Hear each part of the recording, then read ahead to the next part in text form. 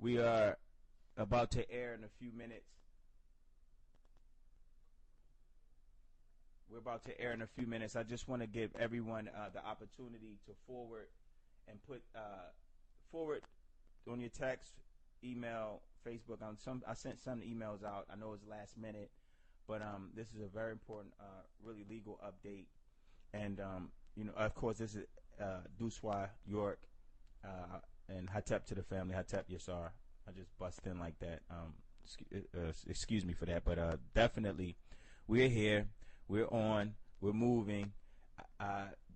First few minutes, we want to give everyone an opportunity to forward and call people to let the family know that we are online, and those that need, that would like to tune in, they should, and especially with their questions, get their questions answered. You can forward your questions to dooswaba@yahoo.com. I know some of the emails have been going to the WNWadmin.com email address.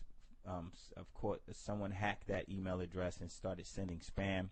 So it's been temporarily shut down just briefly until we get it back up.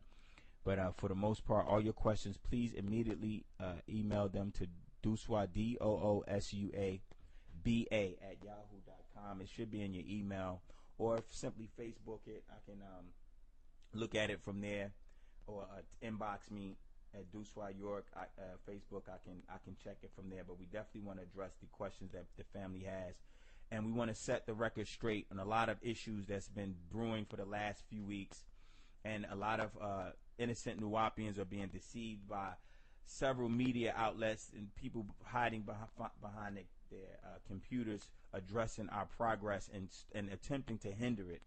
So we're going to put a stop to that on this show. We're going to put a stop to it.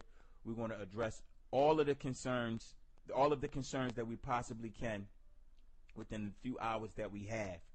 So just to make it clear, these next few minutes, maybe 5, it's 3:32. We want to give people about 5 or 10 minutes to let others know. I know it's last minute. We put it out about an hour before that we were going on, but this, of course, is an anticipated show because we're at the point where, as we in the defense mode of our nation, of our name, of our master teacher, Paa Mumkak, Partner Bab Yanun, our father, our spiritual guide. A lot of the attention is trying to be taken off of his freedom, which we won't allow that to happen. Though we are going to address the concerns and the poison that people are attempting to create in our nation. They're trying to create division. They're trying to basically come out the woodworks, as he says all the time. Why now? At a pivotal point in his freedom and the freedom of our nation, the freedom of our tribe, and the fight against the beast, we have those who want to come out and address minor issues and make themselves appear heavier than what they are, make themselves sound deeper than what they are, and ask questions that are easily answered in reference to international law, our sovereignty, our position, the protection that we have. So all of that is going to be addressed. The Wichita, the 215-1993, that's going to be addressed. That's been a topic amongst the nation because of ignorance. Because of ignorance and not doing enough research, you have people who are spreading so-called information as if it's authentic, as if they have backing and facts to back it up to debunk what we're doing, and they can't do it. It's impossible. It's been laid out for 20, 30 years by Partner Bab, and you cannot touch Yanun. You have never been able to touch our father in no way, shape, form, or fashion, incarcerated or free, in any school that he's taught, and it won't happen now. And so we're going to address it immediately to stop all the crap that's going on Facebook and on Twitter and on YouTube, and get our father's dignity, make sure that's maintained in the international community, his integrity, his name, protect his everything he's worked for, everything he's built, everything he's sacrificed. You're not just going to easily come and pop up with a 37-minute video and think you're going to affect our nation like that and not expect any answers or any response. So this is what it is. Y'all forced us into this situation. We were minding our business, of course, fighting on our father's freedom, doing what we're supposed to do on our end, not focusing on certain Negroes that's on the sideline, but because you forced our hand and you're poisoning our family as Nuwaupian men first, before any title, before any other position, whatever you think it is, we're Nuwaupian men first, and we stand strong for our father, Paa Mumkak, Khamam Aaqab H.E, Paa Mumkak, all the illustrious titles that he has. We stand strong for them, and we will defend them with our life. And this is just the first portion of what's going to be heard anytime you try to attack or defame or assassinate or try to belittle his character, and because you think he doesn't have a voice out here and he can't address people personally, and you think that you can run off with behind these cameras and behind these keyboards and punch your fingers as if you're doing damage, and it's not going to happen. And we definitely going to set the record straight today on this show, WUNW Radio, UNN Radio, the official radio station of the United Nuwaupian Nation, the Yamasee Native American, Creek, Wichita, Mound Builders, amongst other tribal mixtures, which we will address. We will address our Empress and the Wichita number that we signed on under, which people have some type of confusion in reference to the 215-1993. That will be addressed. His lineage will be addressed. My name and my attachment to this R. Kelly situation, which is something that I never wanted to address because it's not about me personally, but since it's a topic and it keeps coming up and it's coming from sources that have no clue, that has never met me, don't know me, have never shaken my hand or asked me any questions personally in reference to my personal life, for some reason that is a major topic. And so I have to address it. I'm forced to. Briefly, to get back to our father's freedom, and it's something that has to be done. So just 5 more minutes, just let people know that we are on and we're taking questions, and a lot of things are going to be said that people are not going to like, but it's facts and it's truth, and it's the bottom line. It has to be done. We've taken abuse enough. You're not going to keep abusing our tribe. You're not going to keep abusing our family. You're not going to keep abusing our father in the position he's in, sacrificing 10 years of his life, doing what he has always done. You're not going to keep doing that. So don't think it's that easy. Don't think it's going to be a cakewalk. And if whether we have to fight the beast, the 7 heads and 10 horns, and black devils and white devils, we will do it. And not looking to be liked, because this is not a fight where we're looking to be liked or accepted by anyone. We're doing what we do. We're doing what our ancestors has called us to do. And it's not going to be friendly. It's not going to be, nice guy. I'm not going to be, some people are not going to love me simply because of the job that we have to do. And that's simple as that. So to all the Nuwaupian family, much love to you. This is not an angry show.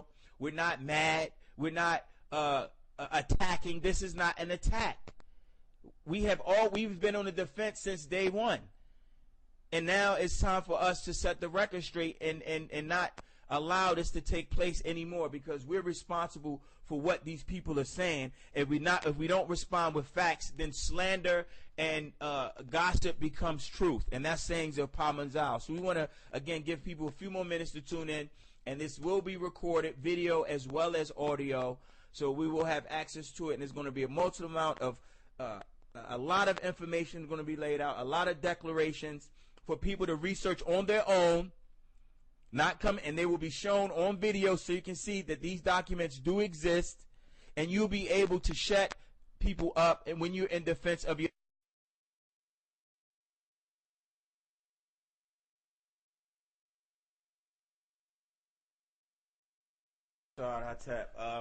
we are actually live on the radio, WUNW Radio, UNN, United Nuwaupian Nation Radio, the official radio station of our blessed, honored, self-willed, free-determined people, an indigenous nation of sovereign people, retain sovereignty under our constitutionally seated president, Paa Mumkak, Khamam Aaqab H.E, also known as His Excellency Dr. Malachi Z. York, our beloved master teacher, father, friend, and so many other illustrious titles that he has, and his magnificence and his greatness and all of the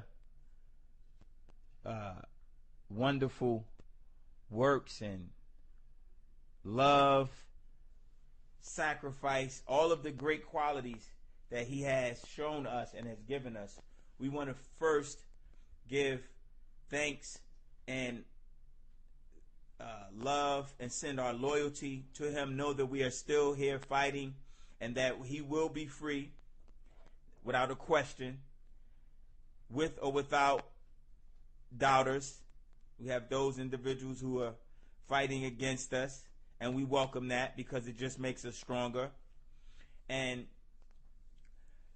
those Nuwaupians, Nuwaupu, who are worldwide, a part of our nation, have accepted our Constitution, have accepted our president, and is in favor of defending our nation as we are today on this radio station. When we speak about setting the record straight, we want to make sure that that any misinformation that goes out there, it doesn't go unchecked. Though it's not going to be a distraction because some of it is not even worthy of us addressing. But the information that's detrimental and to our progress, then it's going to be addressed. And the lies will be eliminated with the facts that we present. The hate will be eliminated with the love that we have for our family, for our nation, for our tribe, for our president, for our future, and our existence on this planet, in this planet, and beyond this planet. So that's my name is Ambassador Doosua York, and I appreciate everyone tuning in. It's time for us to address these issues.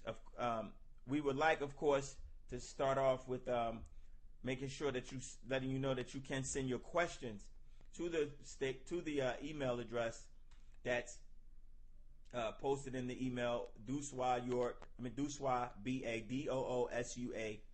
The radio station email, it was hacked into, and there was a lot of spam that was sent out, so it was shut down until it can be cleaned up and relaunched again. So please, any questions, email or Facebook. But we want to get into the show. And the main one of the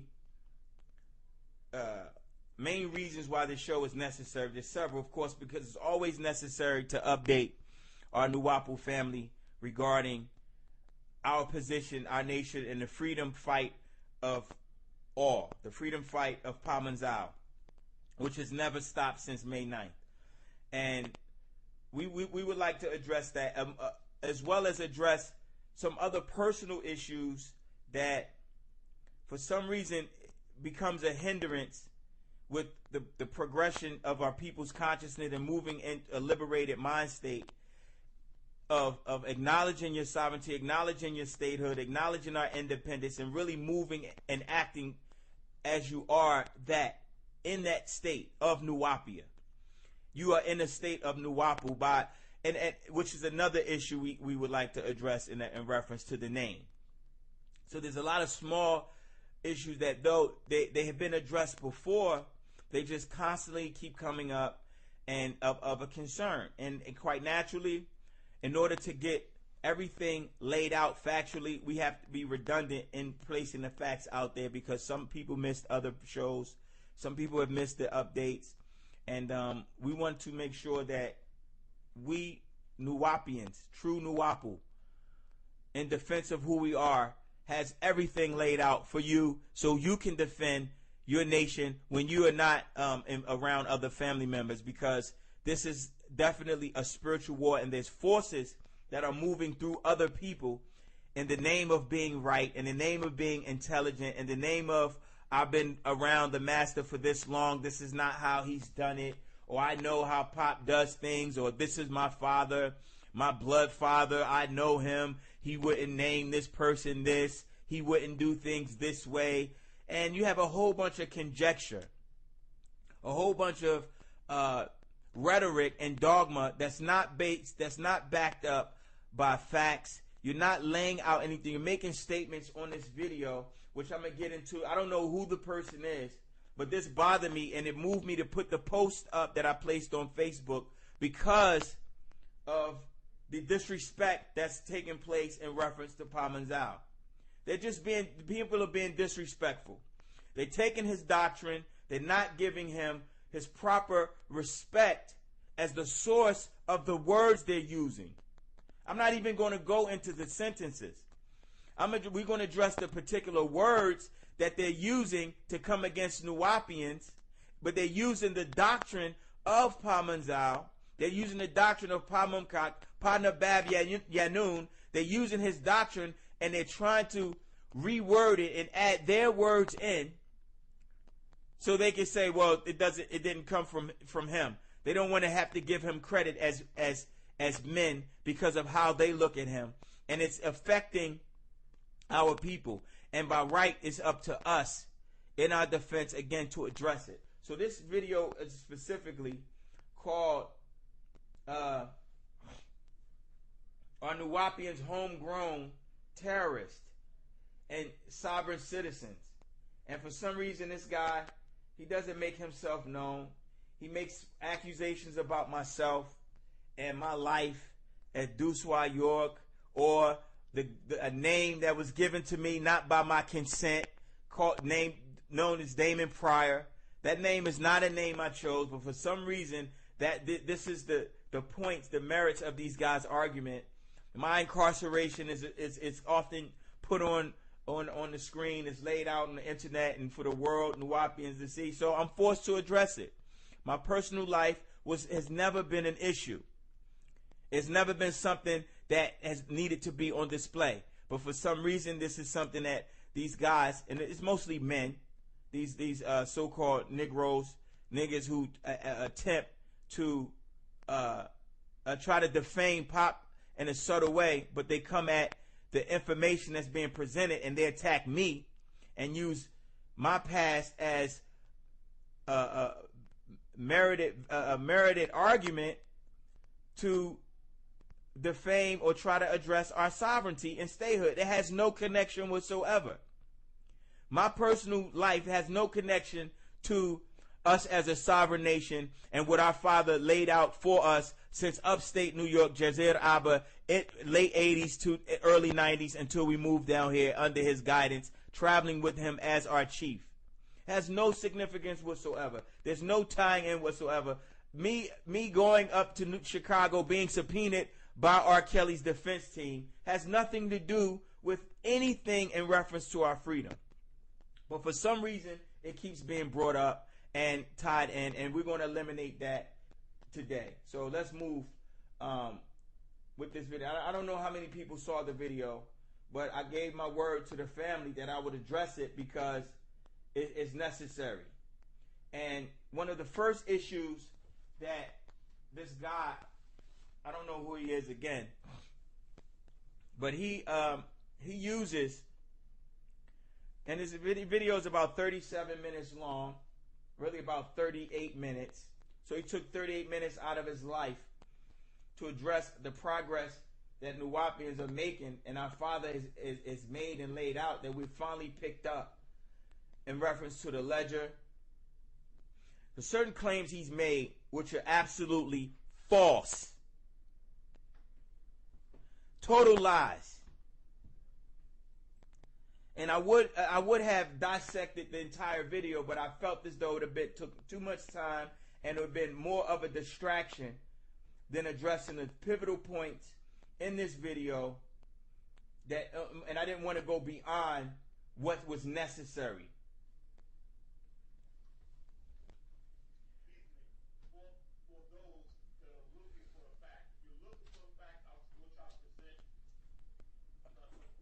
Okay.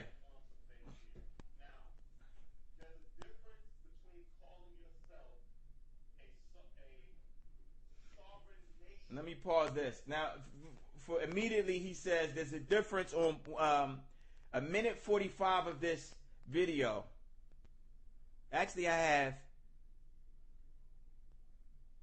Actually, let me go back because it started at 17 seconds of the video.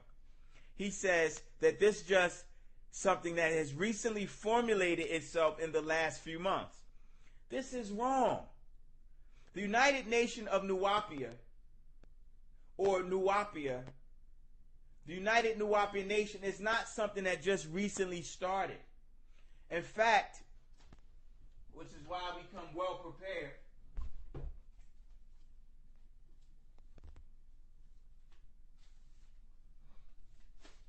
And I'm going to address points that I feel as though is real pivotal. Now, this is a June 9th, 2003 flyer that was told to was to be put together by our president. And I don't know if you can see that here, but these documents will be made available. You can see them on the screen actually. What does UN 215-1993 mean? On this document above it, it says, "We the people, the Yamasee Native American, Original Cherokee, Seminole Creek, Shoshone, Wichita Mound Builders, the sovereign nation of the Wichita, de Dugdamoindia, Wahani, Nuwaupian." All right? And it says 215-1993. So this is not something that recently started. In fact, we have a constitution that says the same thing, and it was delivered and drafted and given and accepted by us in 1992. So that's false. I'm not going to waste too much time on it. You see, he starts off the video with the lie. So it's not in the last few months. It's just recently formulated.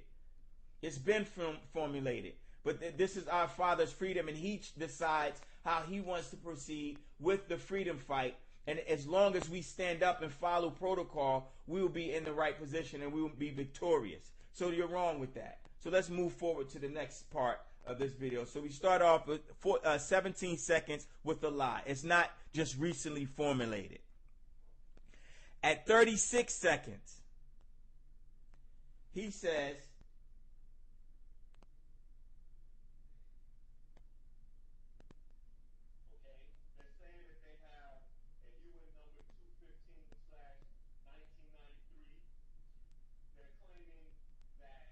he said that we claiming we have a UN number 215-1993 at 36 seconds. And I can do this through the entire video, but I'm not, because it's going to waste a lot of time.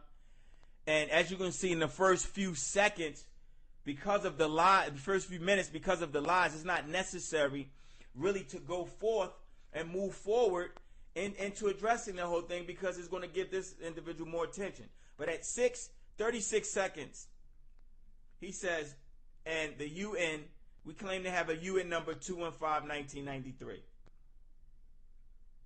All right?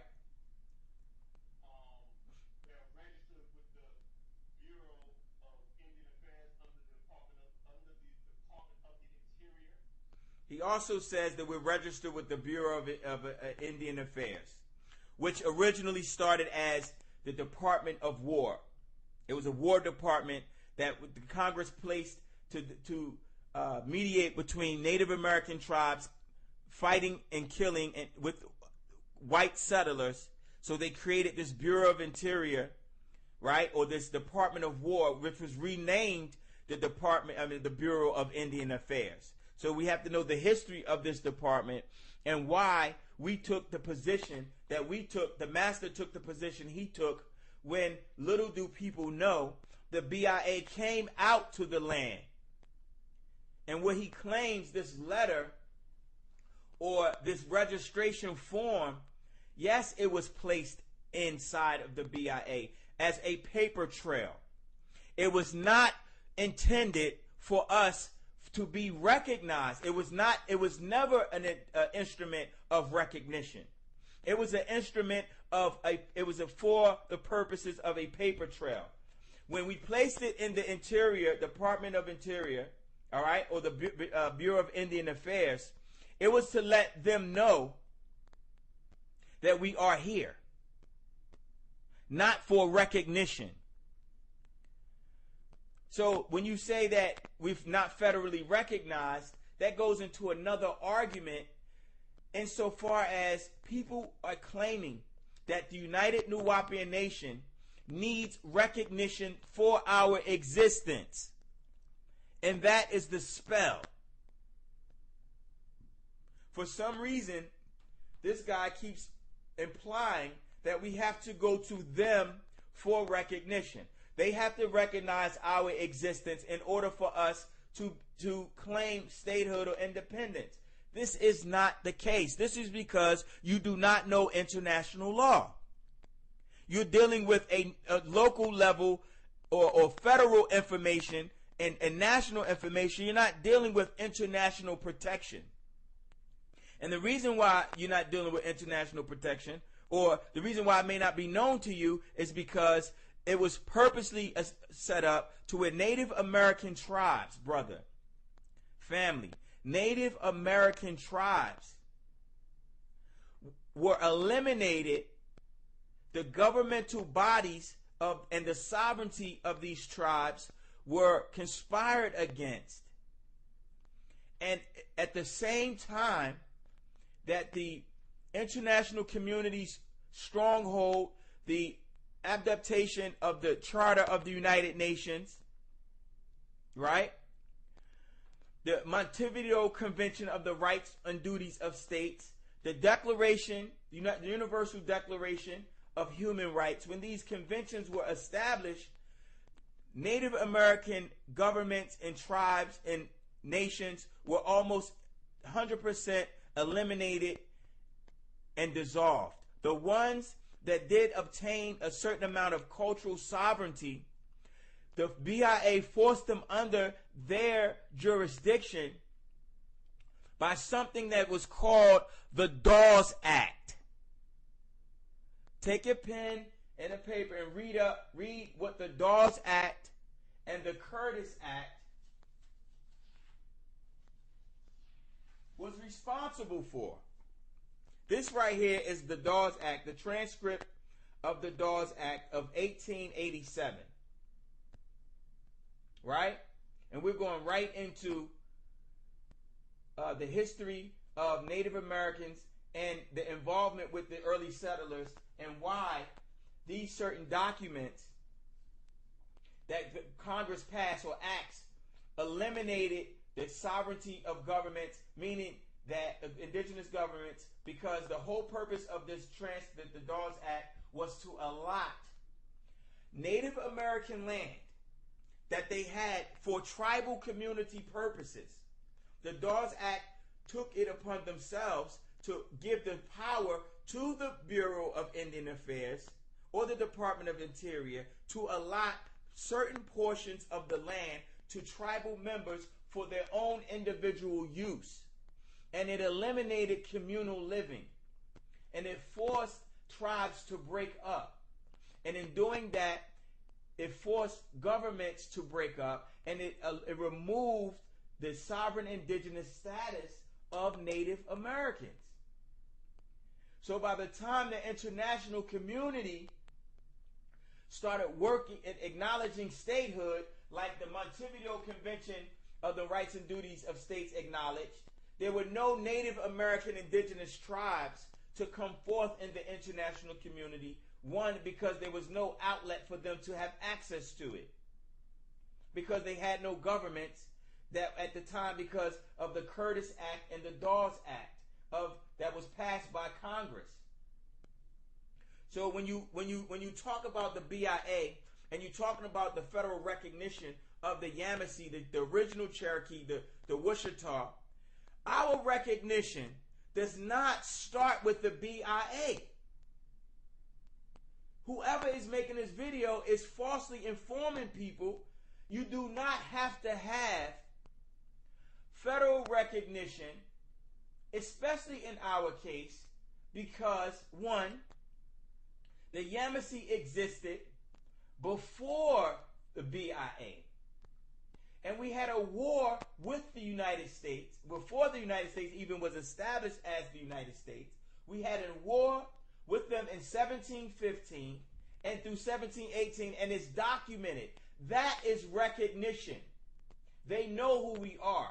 What you're calling recognition, definition, and what they consider recognition from the words of the BIA is privileges. That's what they're saying. They're saying if we recognize you, we will give you certain privileges that will allow you to have reservations, and the BIA will give these Native Americans a certain amount of authority, give them authority. When they came to the land and tried to give us authority, our father, our president, said no. He did not want to be recognized, what you call recognition, by the BIA, because it would have pulled us up under their jurisdiction, up under their control. They would be able to come implement on our land what we could and could not do, what we can say and what we cannot say, how we can be taxed, what type of buildings we can put on our land, the type of casinos, and as long as they got a cut out of it, that was a part of being federally recognized. Our father knows what he's doing. He said he's not going to put us under their jurisdiction so they can claim and take anything at any time. If that's what you call recognition, no, we never wanted that recognition. Because we don't have to be recognized by them. They came after us. Okay? So when you claim to do nation to nation, as you say in this video, right, at 0.47 seconds, claiming that we are registered with the BIA, with the address, we would never recognize by them by the definition of the word. But again, because of your ignorance and not doing enough research, you don't know that that is not a prerequisite for our existence. And it states it, if you want to look it up, which we did this before, but because maybe you didn't tune in, you didn't know, that Article 3 of the Montevideo Convention on the Rights and Duties of States. This act was signed on December 26, 1933, and it came into force the very next year. And it's the governments that's represented in the 7th International Conference of American States. Article 1. This particular convention, right, governs the duties and the rights of a state. What is a state in international law? What is a nation in international law? What constitutes us as a nation in international law? What constitutes us as a state in international law? Article 1. A state is, as a person of international law, should possess the following qualifications. Look this up, please, people, please. A permanent population. They acknowledged us as having a permanent population by the articles that they wrote, by the keeping up of the numbers of Nuwaupu that came through our indigenous sovereign land, which was here and labeled before colonization. Our existence is written in our mounds. It's written in stone. That's before they even created the word recognition. You had to have recognized the Yamasee Native Americans if you went to war with them. You had to have recognized them if you went into a treaty with them. And don't claim we don't have treaties, because we have the original copies of the treaties right here on our desk. All right? So when you make, and I'm going to show them to you. Matter of fact, right here,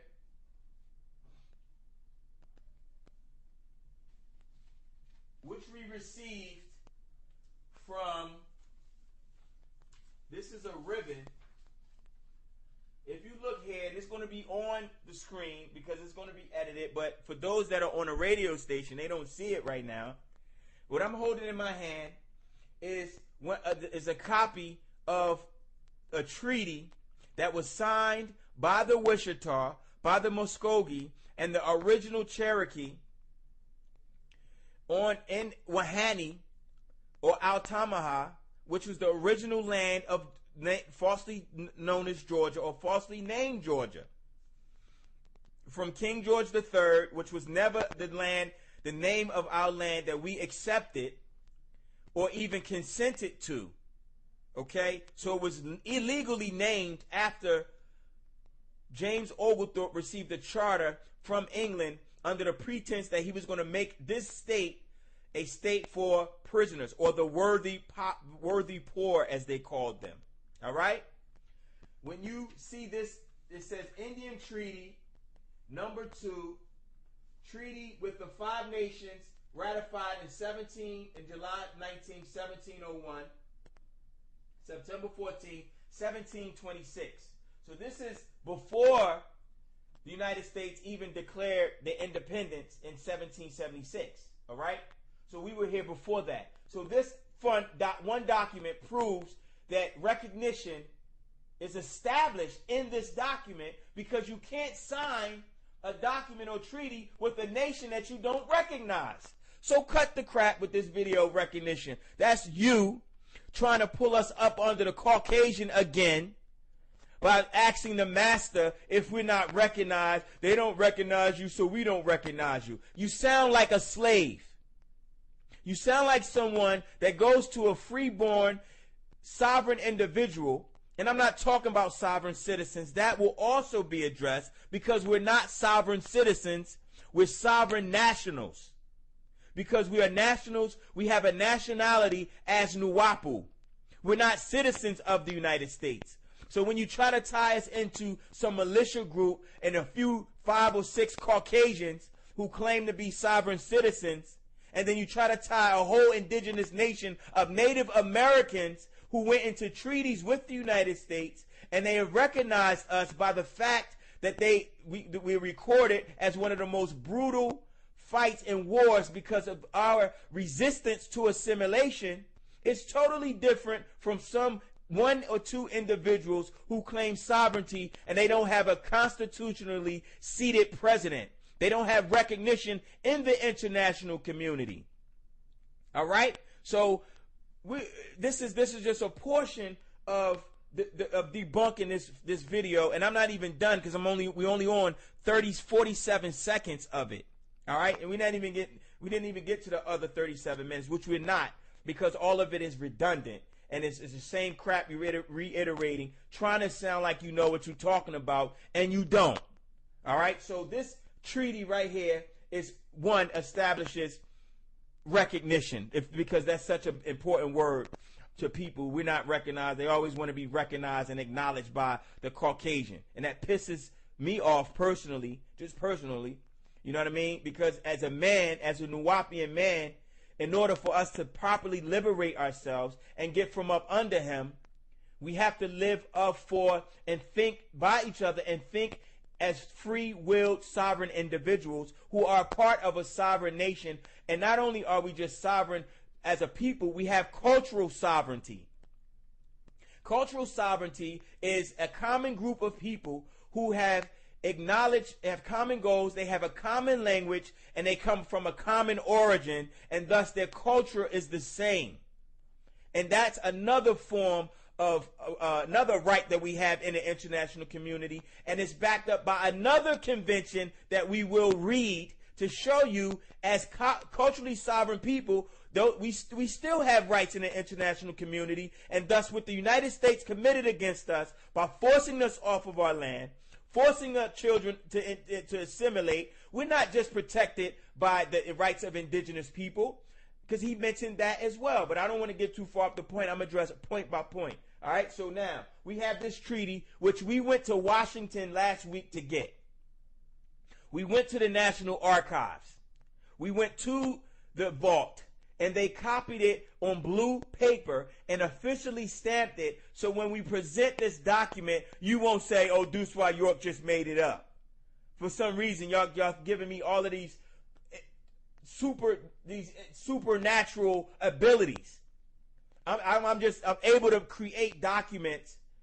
I'm able to go to Switzerland and speak on the behalf of our nation. Yet in the same term, you say I'm a criminal.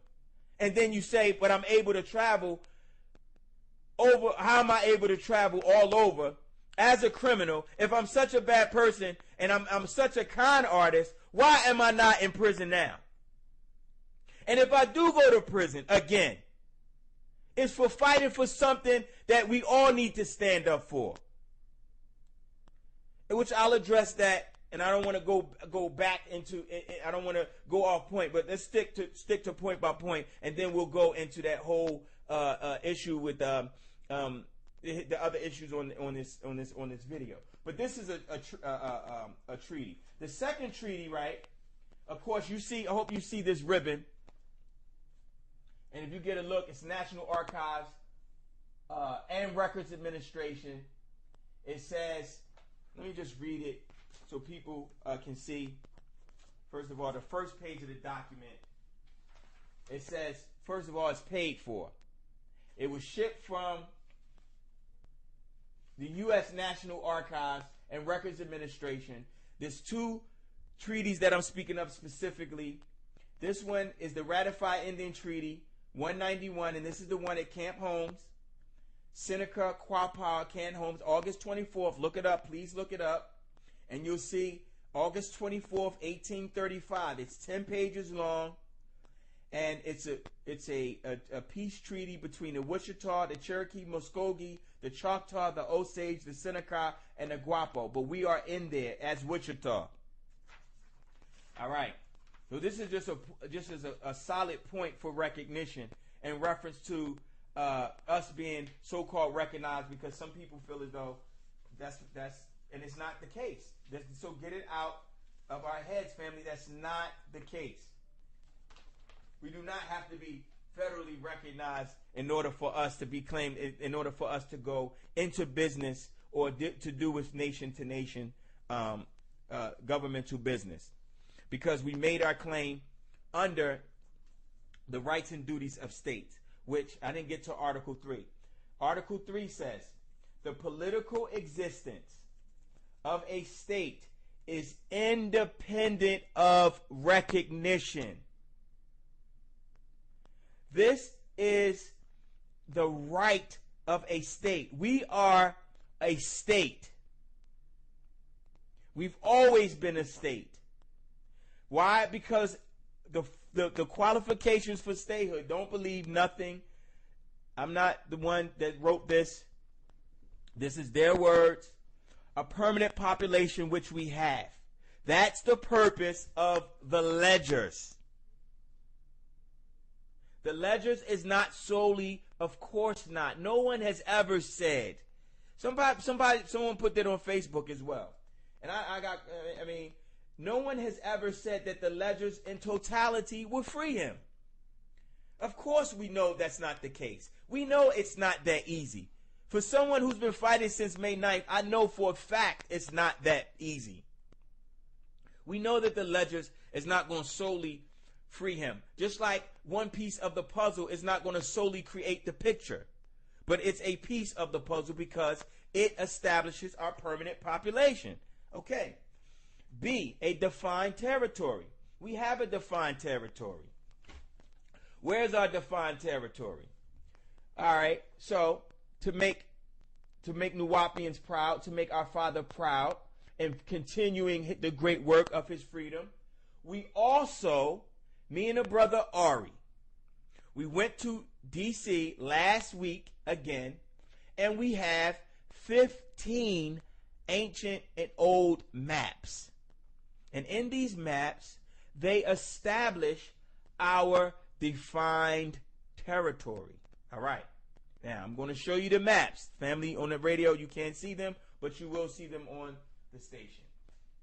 On wunuwap.com. All right.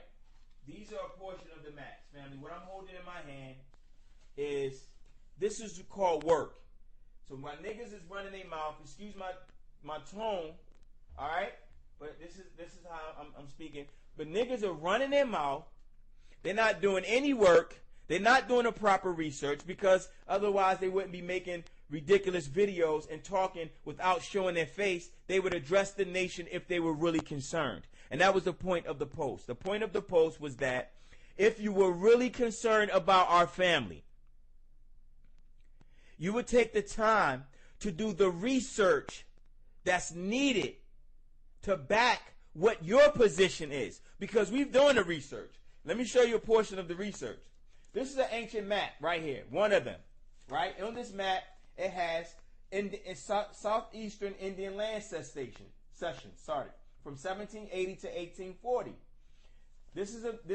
As you can see, you have different areas that were inhabited by the Celtic and other invading people that came to our land and invaded what we know as Altamaha or Wahani, which is the ancient land of the Yamasee that we still have proclaimed and declared as ours, because we didn't give anyone the right to take it. They illegally allotted it when they passed this Dawes Act and this Curtis Act. Look it up, the Curtis Act and Dawes Act. When you read it, you will find out those two key acts was passed in order to eliminate Native Americans off of their land so they can use it for their own purposes. It was all done illegally. So, as a state, we have a defined territory. That's one map I'm showing here. There's another map that shows,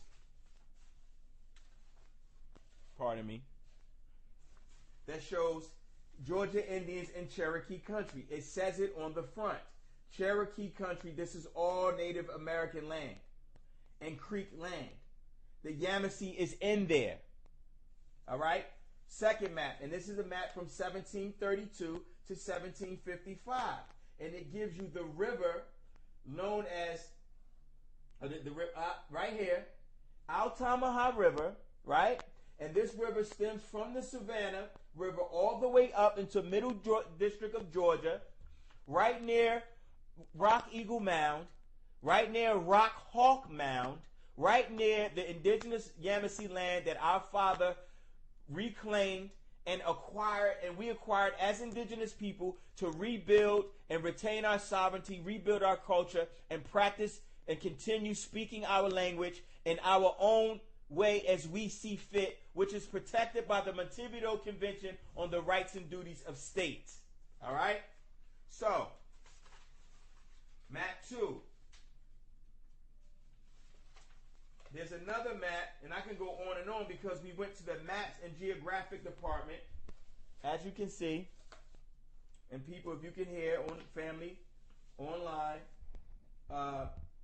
there's another map. It's an ancient map that shows the Choctaw in Georgia, the Creek Indians, right across the middle, Creek Indians, and it's crossing our land again.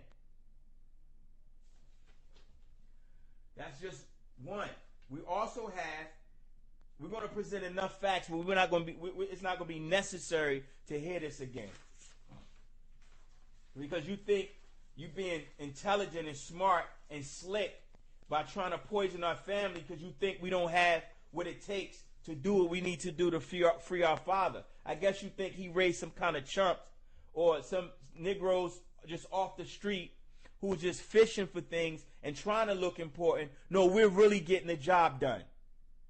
And we really involved. In fact, that's not, it's another job that was done when we went to D.C. last week, which we'll address outside of this. But I just want to finish addressing this video so I won't hear from this guy again. And if he wants to make another video, then we're going to continue until he decides and knows that it's a no-win situation because you don't have enough facts. You don't have enough information. And everything that we're talking about is real and it's documented. And we have it documented, all right? So that's the second map. Let's go to the third map.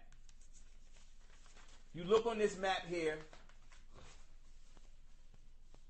you'll see reproduced from the collections of the Geography of Map Division. And this is a map that was retrieved from the Madison Library of Congress and the James the Madison Library of Congress and the James Congress Library of Congress. There was 3 libraries there, and we went there after we went from the National Archives. Me and the brother, we was in D.C. for a week, and this is what was done. Work being done for Paa Mumkak, not trying to decipher and debunk what we're doing, because it's not going to happen, and you're not going to get away with this. All right? So, Cherokee map here again. So you have another map. This is defining our territory, all right? So, I can go on to about 3 or 4 or 5 maps, and I will. I'll show you another map here. This map is the state of Georgia, and it's a map from, let me see if the date is on here. It should have the date. No, it doesn't have the date. But it's an older map. We have South Carolina. You have where the Seminoles settled, right here at the bottom.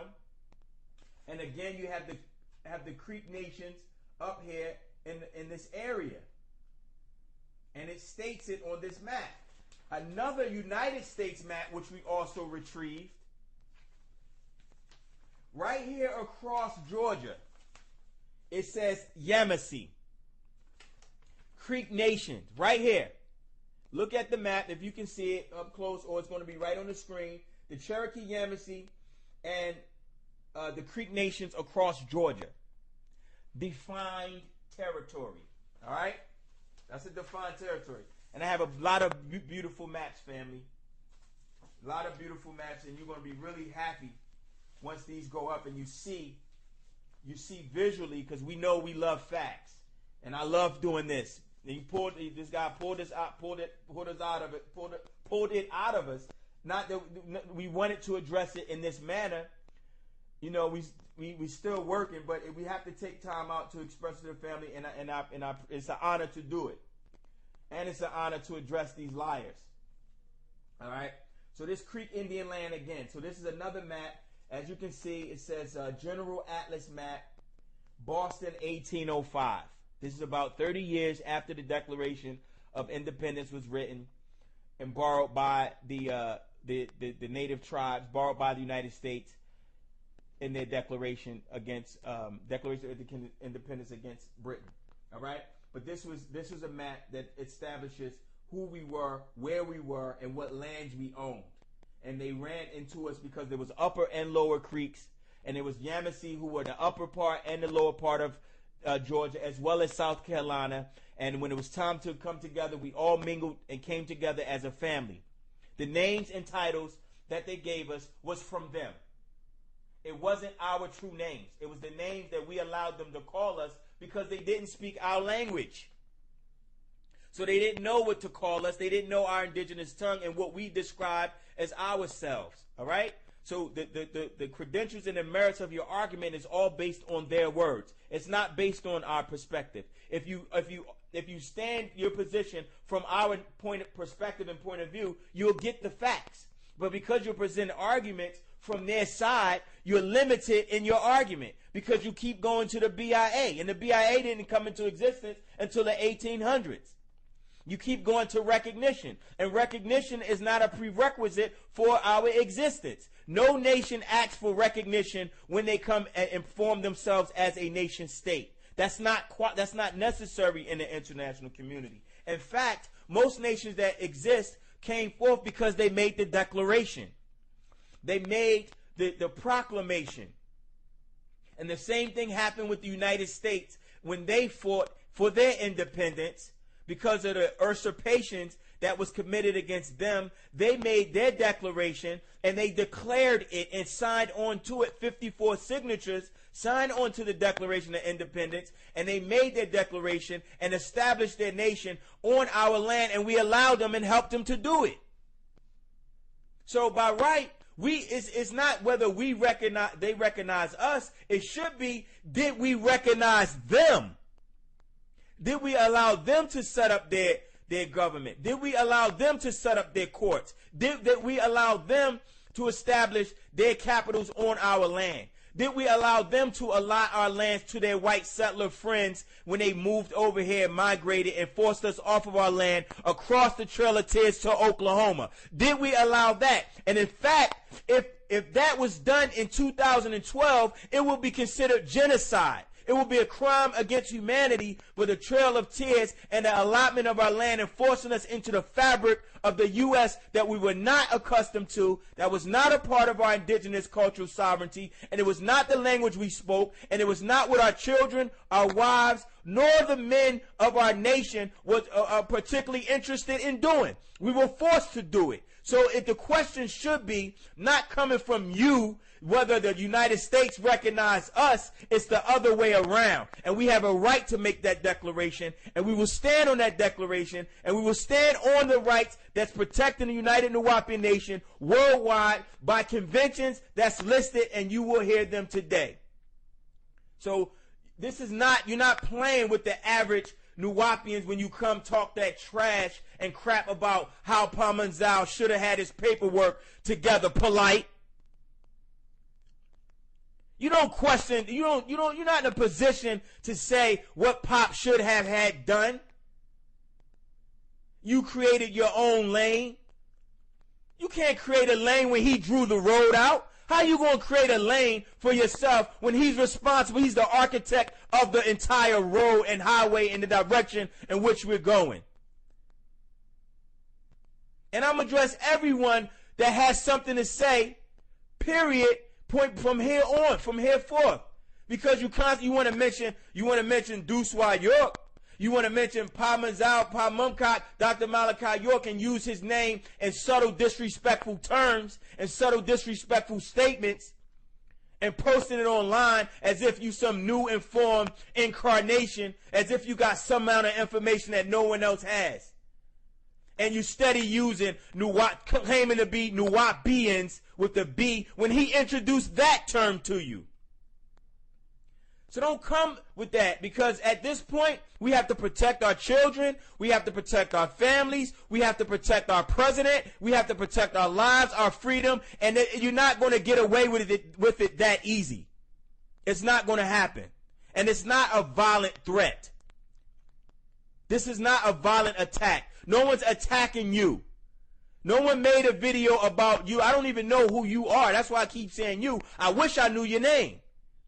And when I said that I would come to the city, wherever you were, it's because I will give you the opportunity as a man.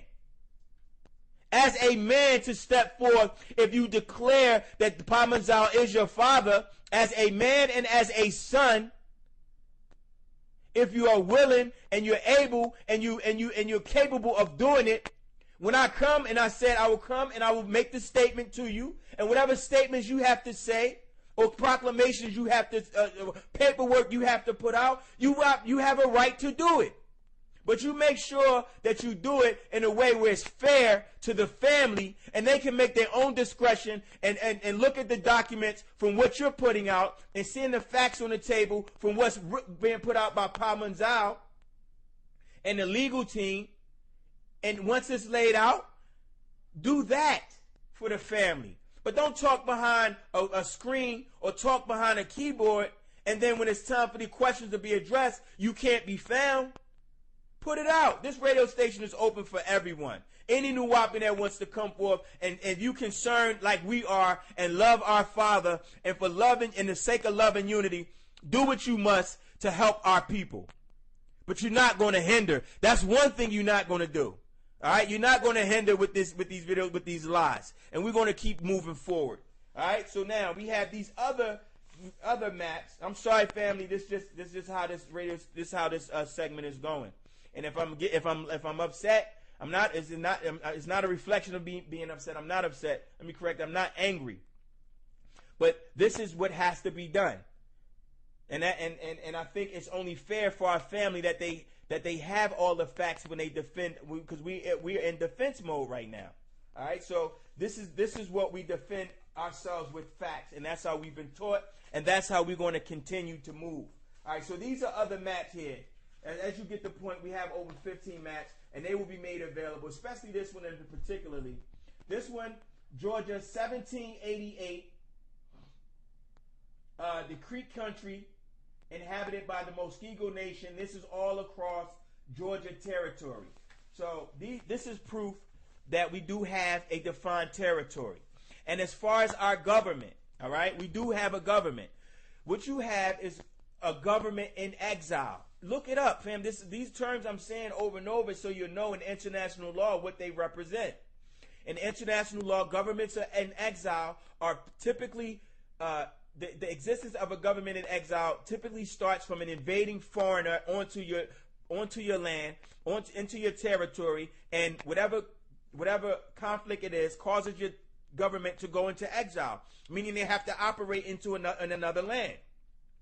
And it's historical, and it's happened several times. Again, I'll mention it one time. It happened with Poland when the Nazis invaded Poland, and the Polish had to go assimilate their government in a clandestine type order. They had to assimilate themselves in another country in order to operate. Well, the United Nuwaupian Nation government is in exile. And that's why we're having a lot of problems and issues. It's not because our nation purposely is disorganized. It's not that. Stop blaming us for the shortcomings in the fight and us trying to survive. It's not done. The office is not responsible for having to be moved off of a land in the governmental offices on our land with Hani in our nation, on our nation's territory, was established. The sisters worked harmoniously. Their needs was kept. Their needs were there.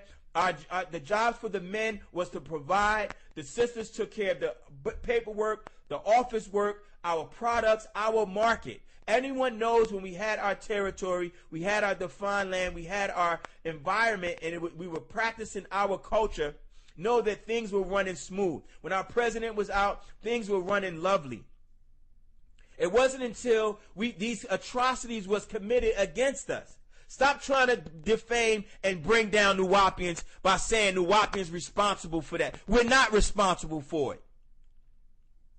We're not going to be the victims, and you come on top of that and try to abuse us with lies. We're not taking that.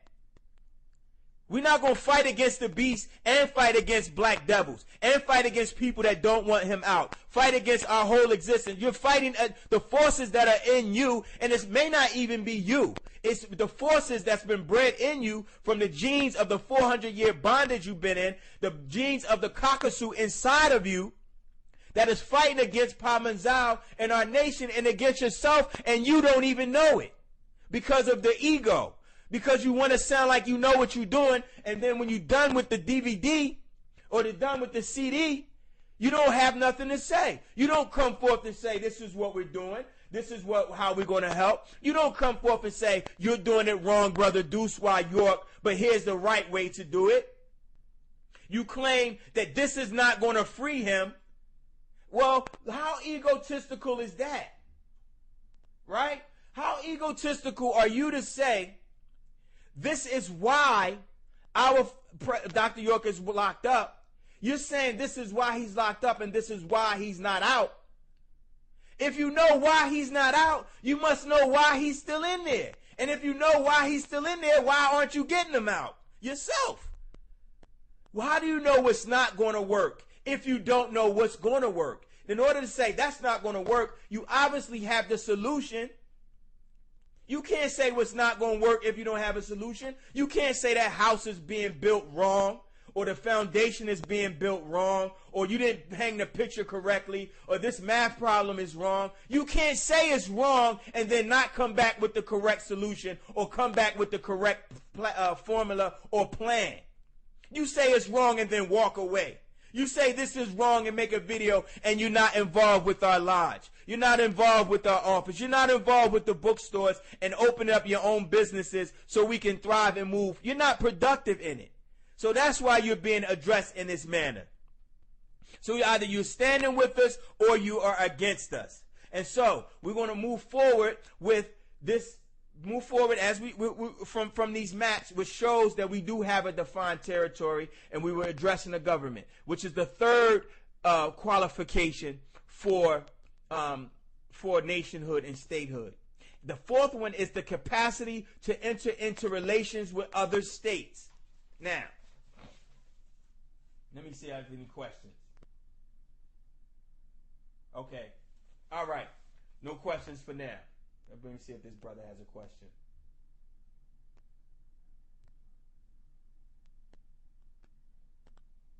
Okay. I agree. Yeah. So brother made a statement. I'm just looking at any questions real quick before I go on, because okay. There's no emails as of now. Oh wait, it could be. That's not. It could be some emails. Well, I'll check in a second. Okay. Now, I'm checking the emails, family. So just in case any questions come in. Oh, some questions did come in. Okay, question came in. Can you explain how we as the United Nuwaupian Nation are not a part of sovereign citizens movement? I will explain, Kobina, brother. Can you explain how 215-1993 does not have to be federally recognized? I will explain that as well. All right. And any other questions, just making sure. All right. Now, back to the point. Okay, so now we have the maps. So this was done last week. All right? We went last week. We spent the whole week. We got the map. Just reiterating the work. That's what we're reiterating.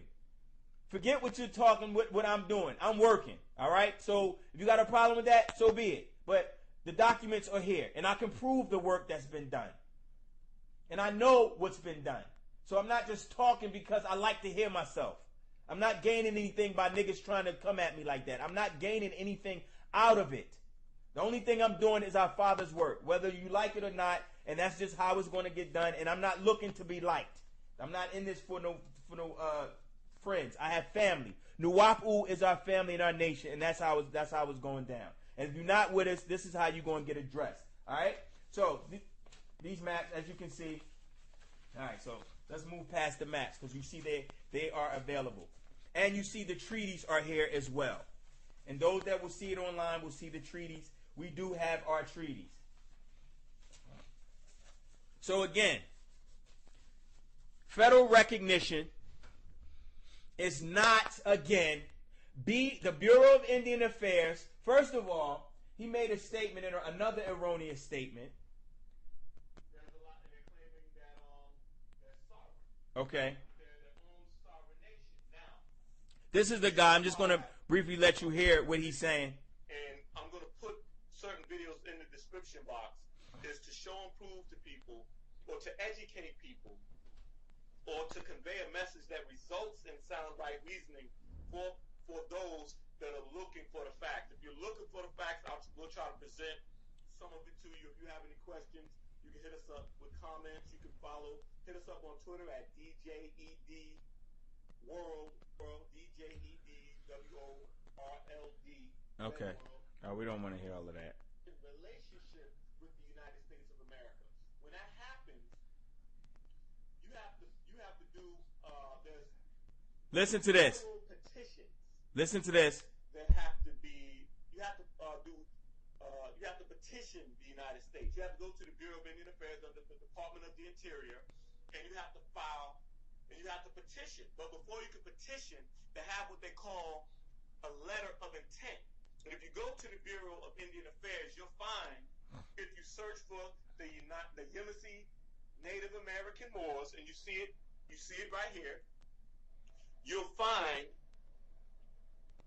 for the Yamasee Native American Moors, you'll see, or if you go to the Bureau of Indian Affairs, you'll see that the Yamasee Native American Moors, which is not the United Nation of Nuwaupia, but you'll see that they... Okay, let me pause there.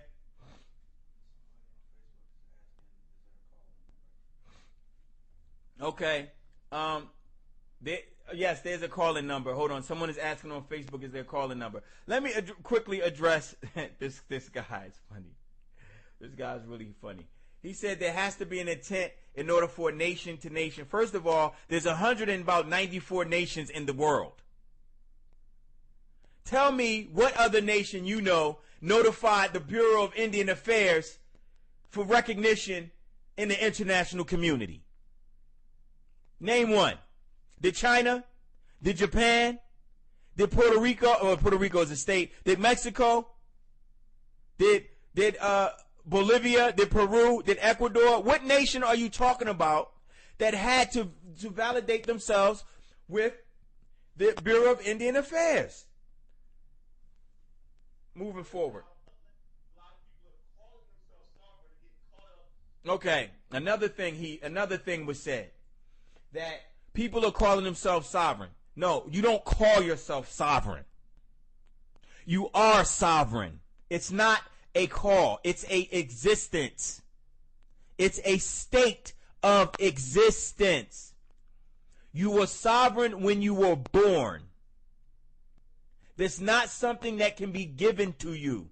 You are born sovereign. You are born as your own authority until other governments or wherever you are implements their form of control over you, and you acknowledge it and accept it as such. And your name that you were given at birth is not a name that you decided to be called. And so the rights of a nationality is given to every human being who proclaims your nationality. So stop. I mean, first of all, with this angle that this guy is very dangerous, because he's claiming that we tied in, which we're not. That's not even necessary. And let me get to this UN number. All right.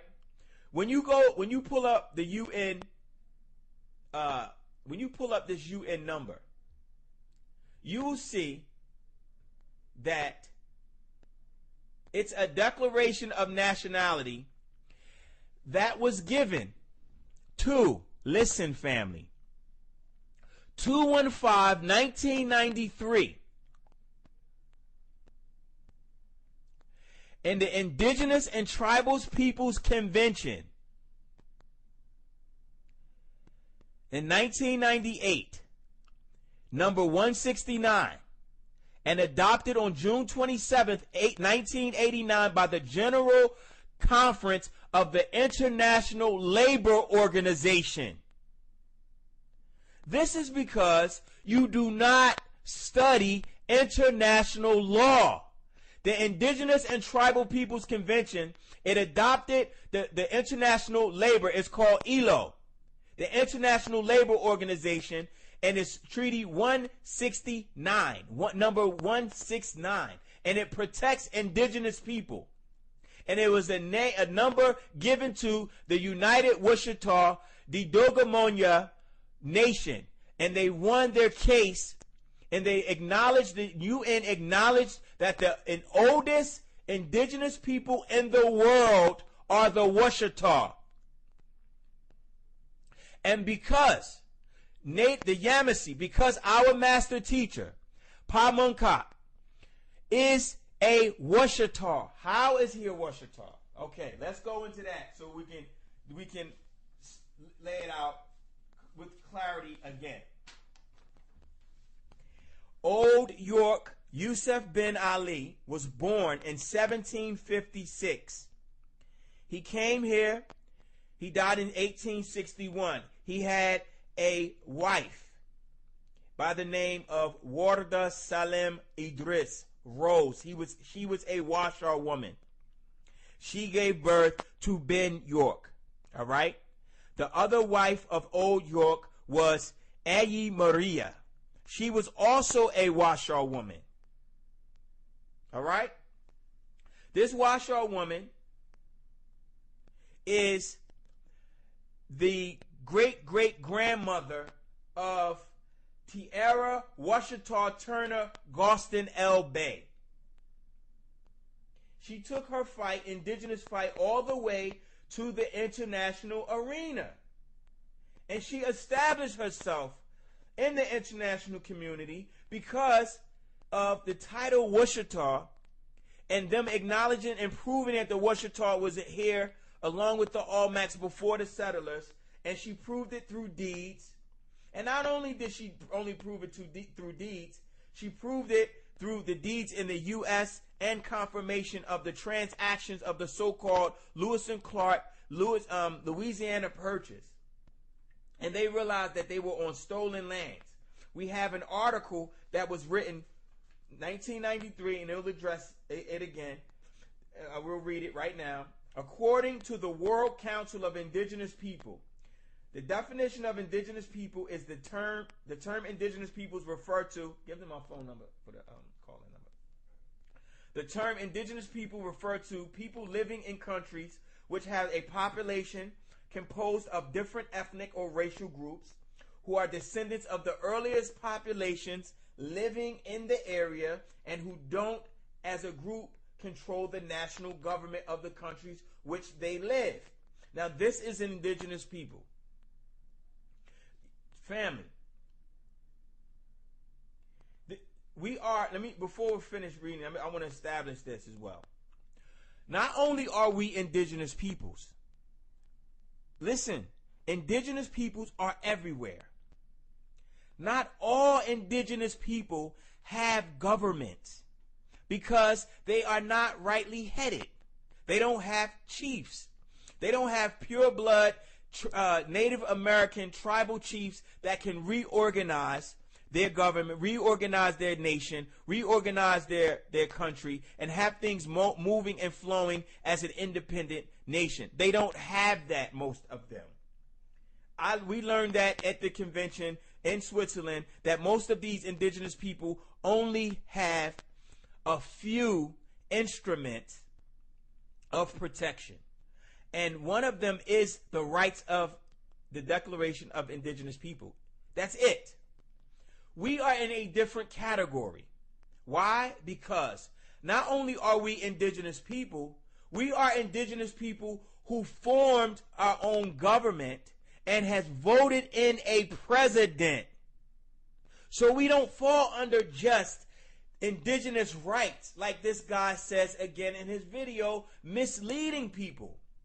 We know that the rights of indigenous people is not what they consider a binding law. But binding doesn't mean it's not a customary international norm. It doesn't mean it's not accepted by the international community in good faith. Sometimes laws are not binding in the international community. They're just accepted and they are not deviated against. So you're wrong when you say we're relying on just the Declaration of the Rights of Indigenous People, because there's other conventions that protect the United Nuwaupian Nation, because we are not just indigenous people. We are indigenous people who do have a language, who have come together and have formed our own government, who has the ability and the capacity to go and enter into relations with other states. So you can't just classify us as, oh, they're just indigenous people. So therefore, only the rights of indigenous people apply, as you falsely did in this video, maybe at about a few minutes into your video. So, no, we're indigenous people who have a government, which makes, and we not only are indigenous people, we are indigenous people with a permanent population that takes the dynamics of us and our state, our position, it takes us into another arena, because we had control of our territory. All indigenous people do not have control of their territory. All indigenous people do not have a permanent population. And all indigenous people do not have the capacity to go into relations with other states. So, lies. That eliminates what you're saying, that we only have the right and it's not binding document. That's not true. All right? Let me give you a few other conventions that protect us. Oh, wait, no, I'm off track because it's a lot to cover. Let me finish addressing this article, and then we'll address those other conventions. This article that was put out in June 9th, 2003. And it says, so of course, any nation, those people who have stolen these lands are the ones who try to refute the idea of indigenousness, because they know what the outcome means for them. So of course, this is from this article that was put out when we did live on our land. We had our control of our territory. It says, so of course any action of people claiming that their sovereignty will be persecuted, such as our beloved Maku chief Black Eagle, Dr. Malachi Z. York. He is not alone in his struggle. For our Empress Versace Tiara Wichita Turner, Now, the reason why I mentioned Wichita Turner is because on our father's family tree, you'll see that the Turners are the family of the washerwoman who was a wife of the Yamasee Malian known as Old York, the father of Ben York. So they were distant cousins. Ben York and Anne-Marie washerwoman were cousins. They were related. So not only was Ben York a Yamasee, he also was a Wichita. So Yamasee descendants of the Creek Nation, of the Blackfeather, of Annie Sunbeam, Nancy Littlebird, and Sacagawea, which were the wives of Ben York, their descendants, their bloodline, who became Seminole from Annie Sunbeam, who became a Massachusetts Native American through the Yamasee William York, from Nancy Littlebird, which was the son of Ben York as well, and the Washakie son of the Washakie named boy from Sacagawea, who's on the back of a silver dollar.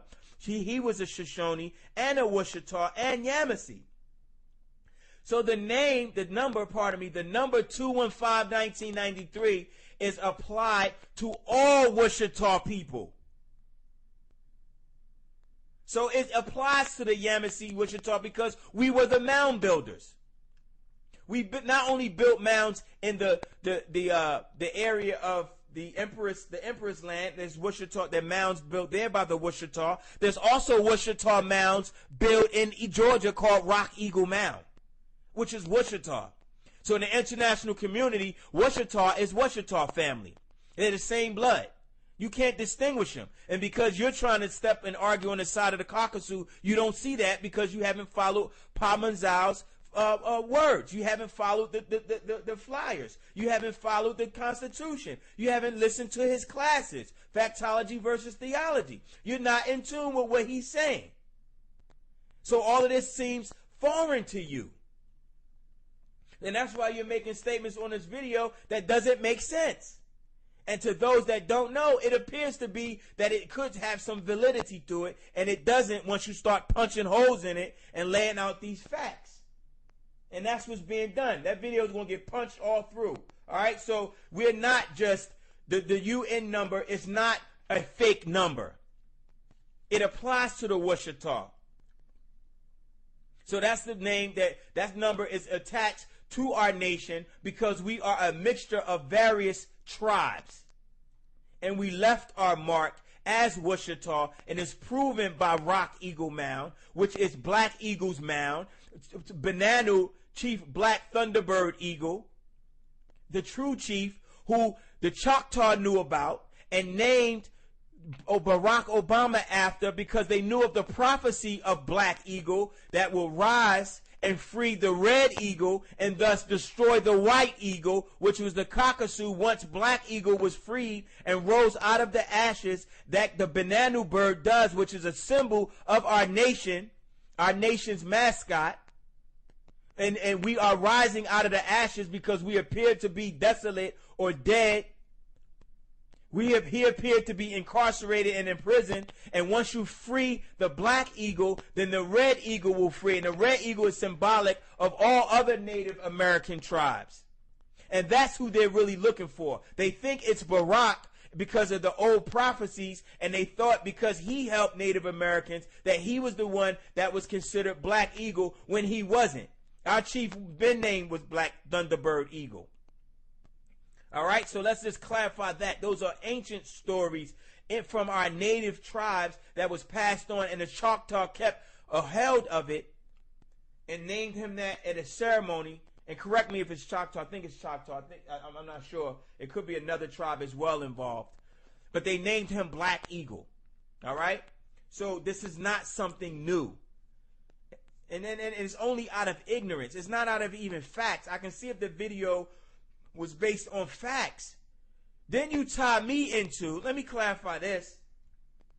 You tied me into Latif.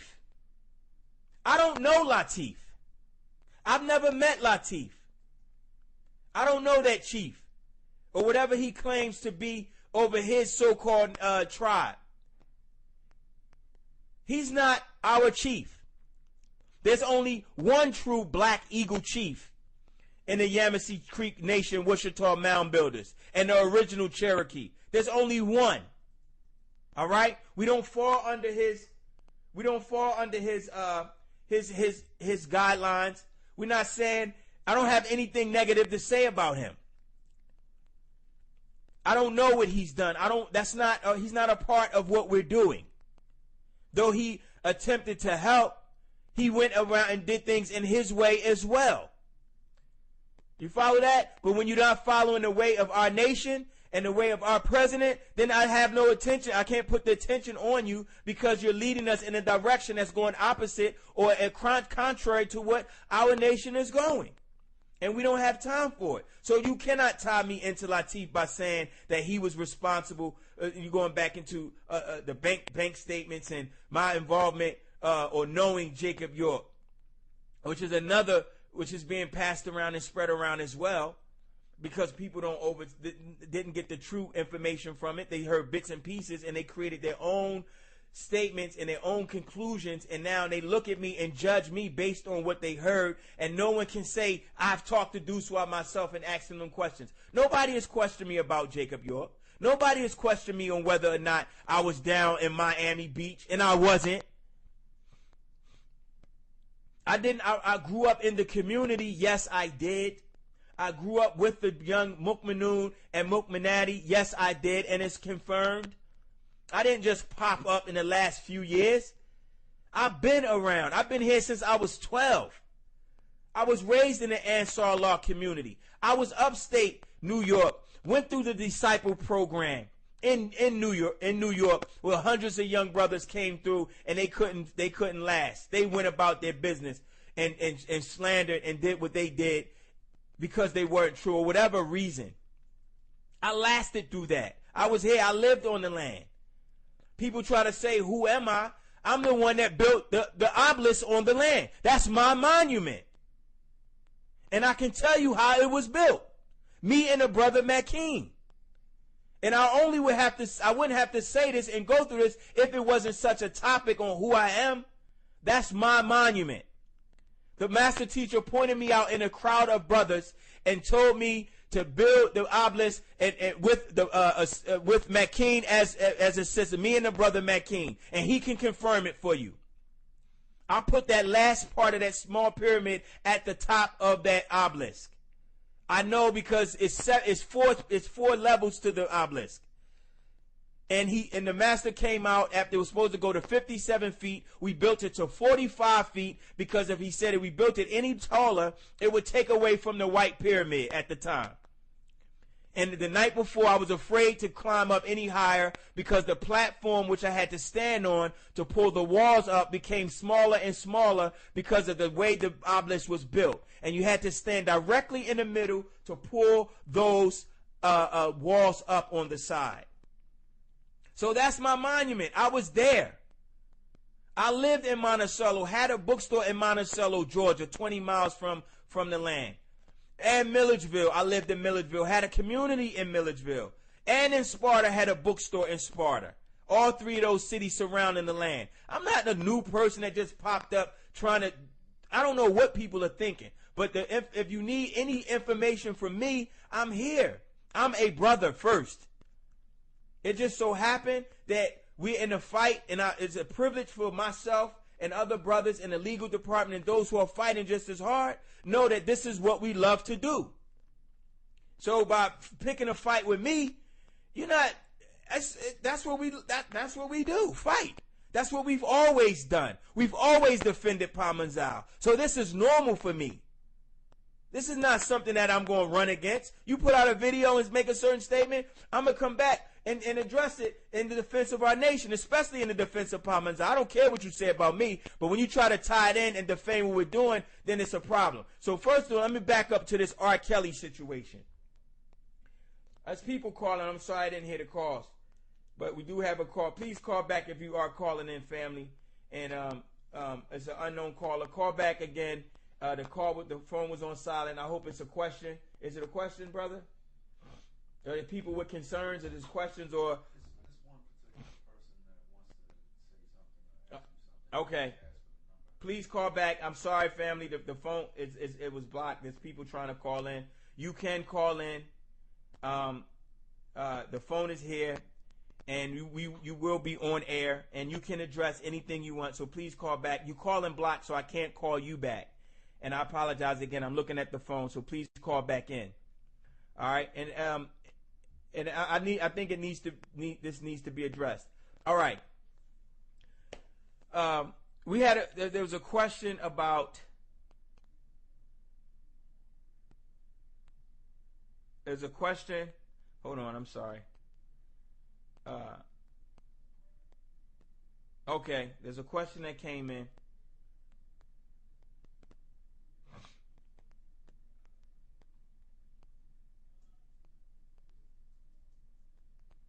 They are not a nation. Okay, they're not a nation for seek. I don't know if that's a statement or questions. Zenfest, please be more clear on your question. And you also there's also online. You can send a question. Can you address to the family why we changed from United Nuwaupian Nation of Moors to United Nuwaupian Nation?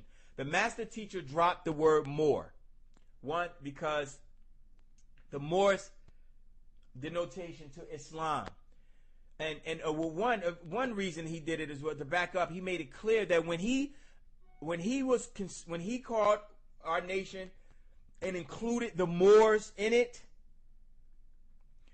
to get them on board and bring us under one umbrella, they didn't come assist him when he raised his hand and as a distress call in court. When he wore the Moroccan fez, no Moors came to his existence. No Moors came to his existence. None of them. You had people who stood on the side and let him get persecuted and persecuted in the courts, and no Moors claimed and stepped forth and said, "This is our brother. We are part of the United Nuwaupian Nation. We're declaring him as our president," etc., etc. They didn't come forth for him. You follow that? And they didn't assist in moving forward with our nation because of people with their so-called religious ties, right? Their religious ties.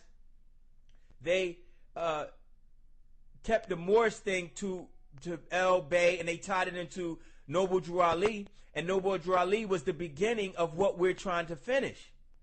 So they took us back in that sense, and the master was trying to bring all of the natives, all of the Moors under our umbrella as the United Nuwaupian Nation.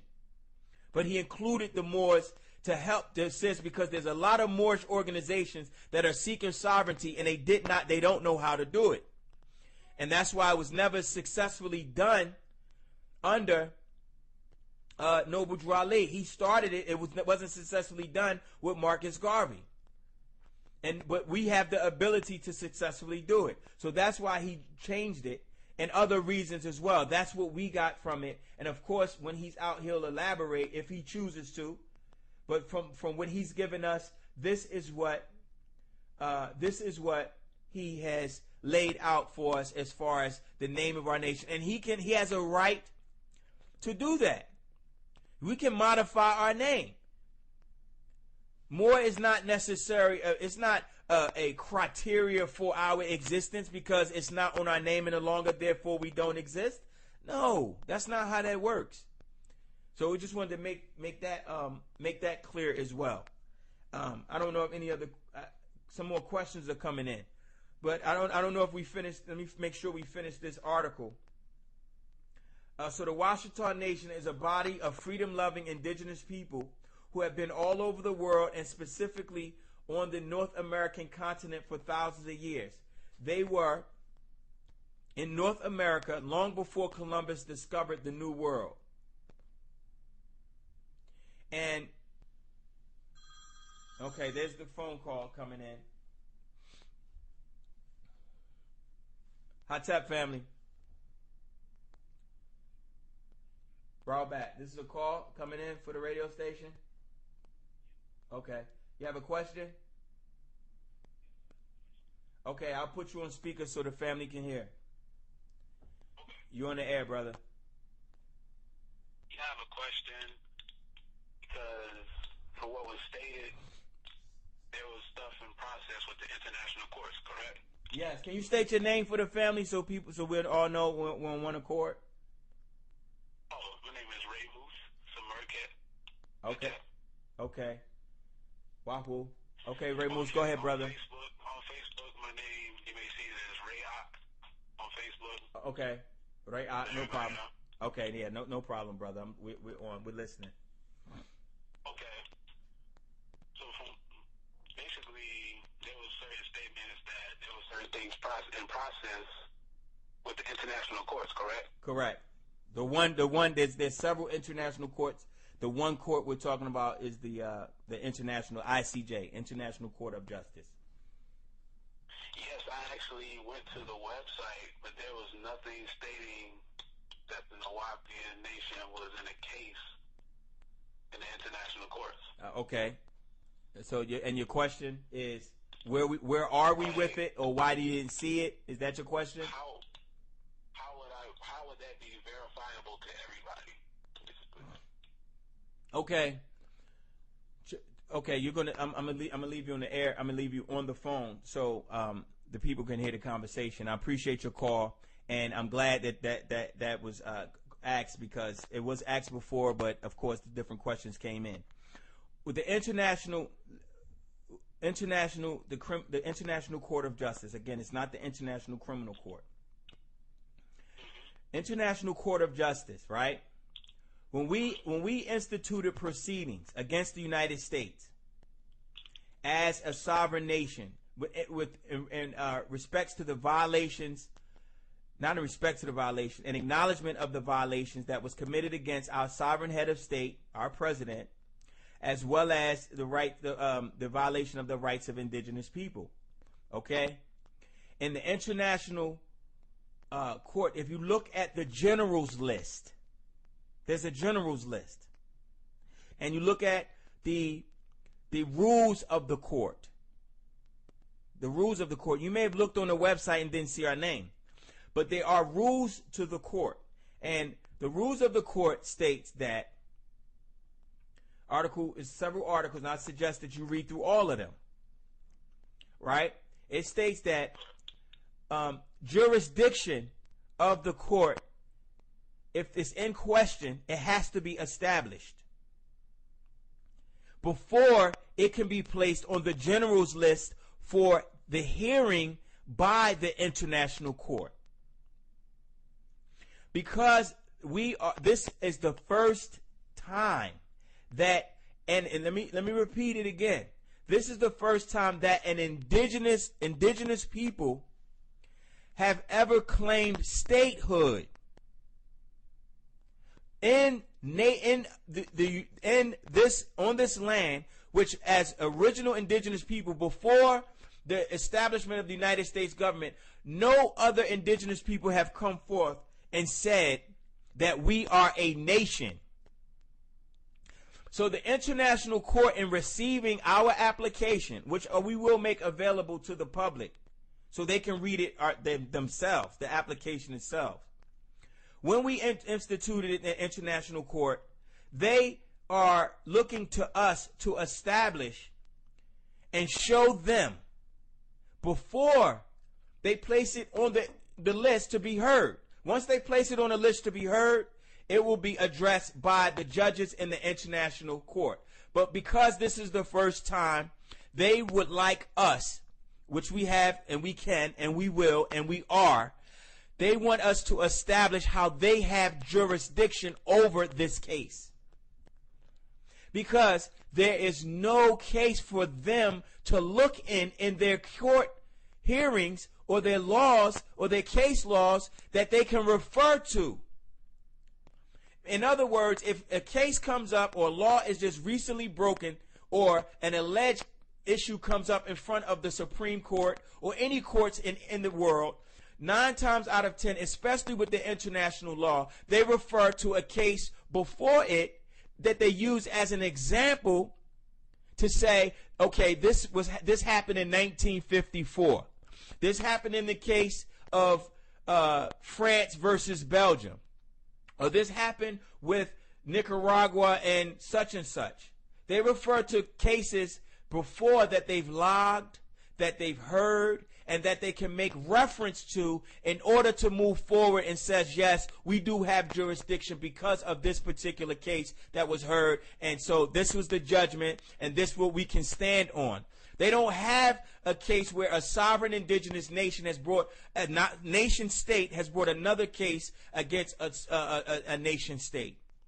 So we have to show how, one, we are a qualified state, because if you know anything about the international, which was international community, the International Court of Justice, you have to be a state.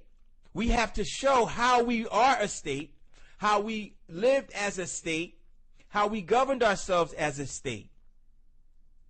We have to show how the Yamasee went into treaties with the United States. We have to show how we existed before they were here, and we had governing bodies, and we have a president, a constitutionally seated president. We have to show them who we are through maps, which we just received. You heard us, we had the maps. We have to show them through his bloodline lineage. We have to show him through our ledgers and the Declaration of Independence that we have.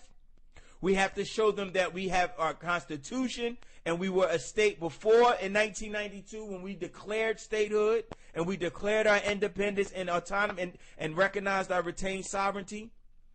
In the application that was presented initially, those factors were not necessary because it wasn't requested, or it wasn't something that the International Court had asked for. We didn't know they were going to ask to show proof. That's what court proceedings is. This is something new. This is a fight. So sometimes you don't know the strategy of your enemy. You don't know what punch they're going to punch you with in the third round. You just have to be prepared. So when we went into this international fight for the first time, we didn't prepare for them to say, we knew that it might be possible, and we was prepared for it, and we are prepared for it, but the paperwork that has to be drawn up, the maps to show what land we lived in, we have to show how they illegally allotted our land and forced us off of our territory, not once, not twice, but several times they forced assimilation amongst us. We have to show how that is an international crime, genocide, because even though genocide wasn't used until 1935 in reference to the Holocaust, the definition of genocide still applies to the U.S.'s atrocities and their actions towards us in the 1700s, because they forced assimilation and raped our women, and that's a characteristic of genocide. Even though it wasn't coined until 35, what the Yamasee Creek Nation, the Wichita, the mound builders of the Nuwaupian Nation is saying that these crimes was committed against us before they even established these laws in international law. But the effects of them we are still feeling. We are still feeling the effects of genocide.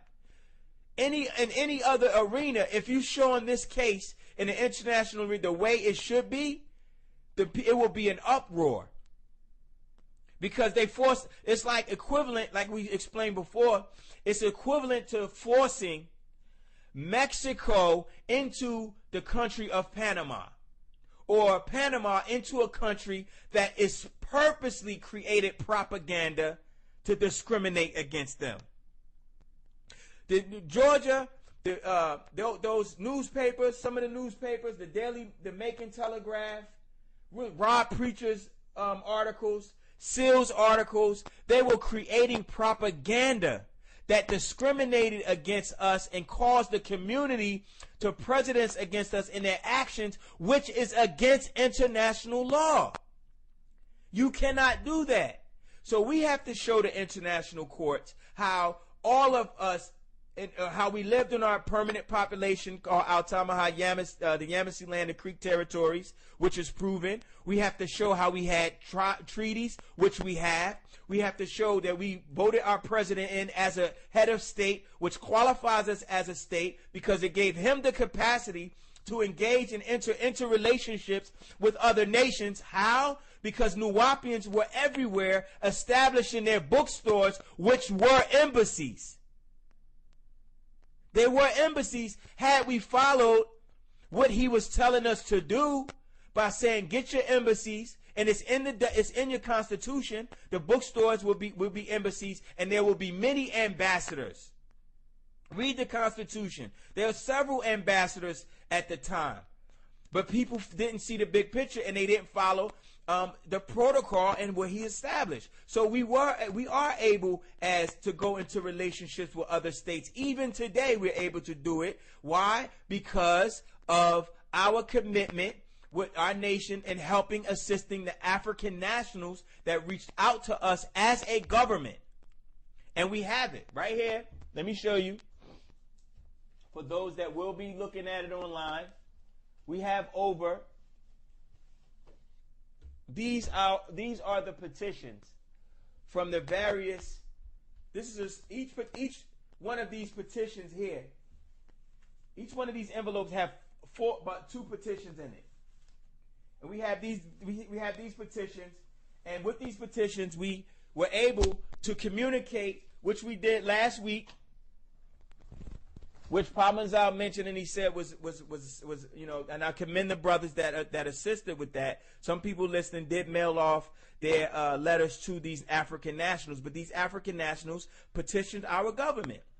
They petitioned Doosua, York, the United Nuwaupian Nation, the legal department. They petitioned Dr. Malachi York, His Excellency Paa Mumkak, our president. They asked him to assist, and that's what we did. So we were able to take their petitions,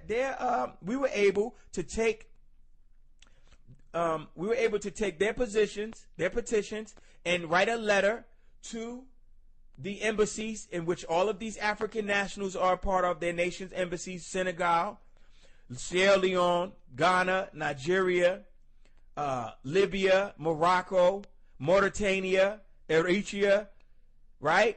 We were able to communicate with them government to government to let them know that their nationals reached out to us about the vast discriminations against them in the penal system. And these other governments welcomed us with open arms. This happened last week.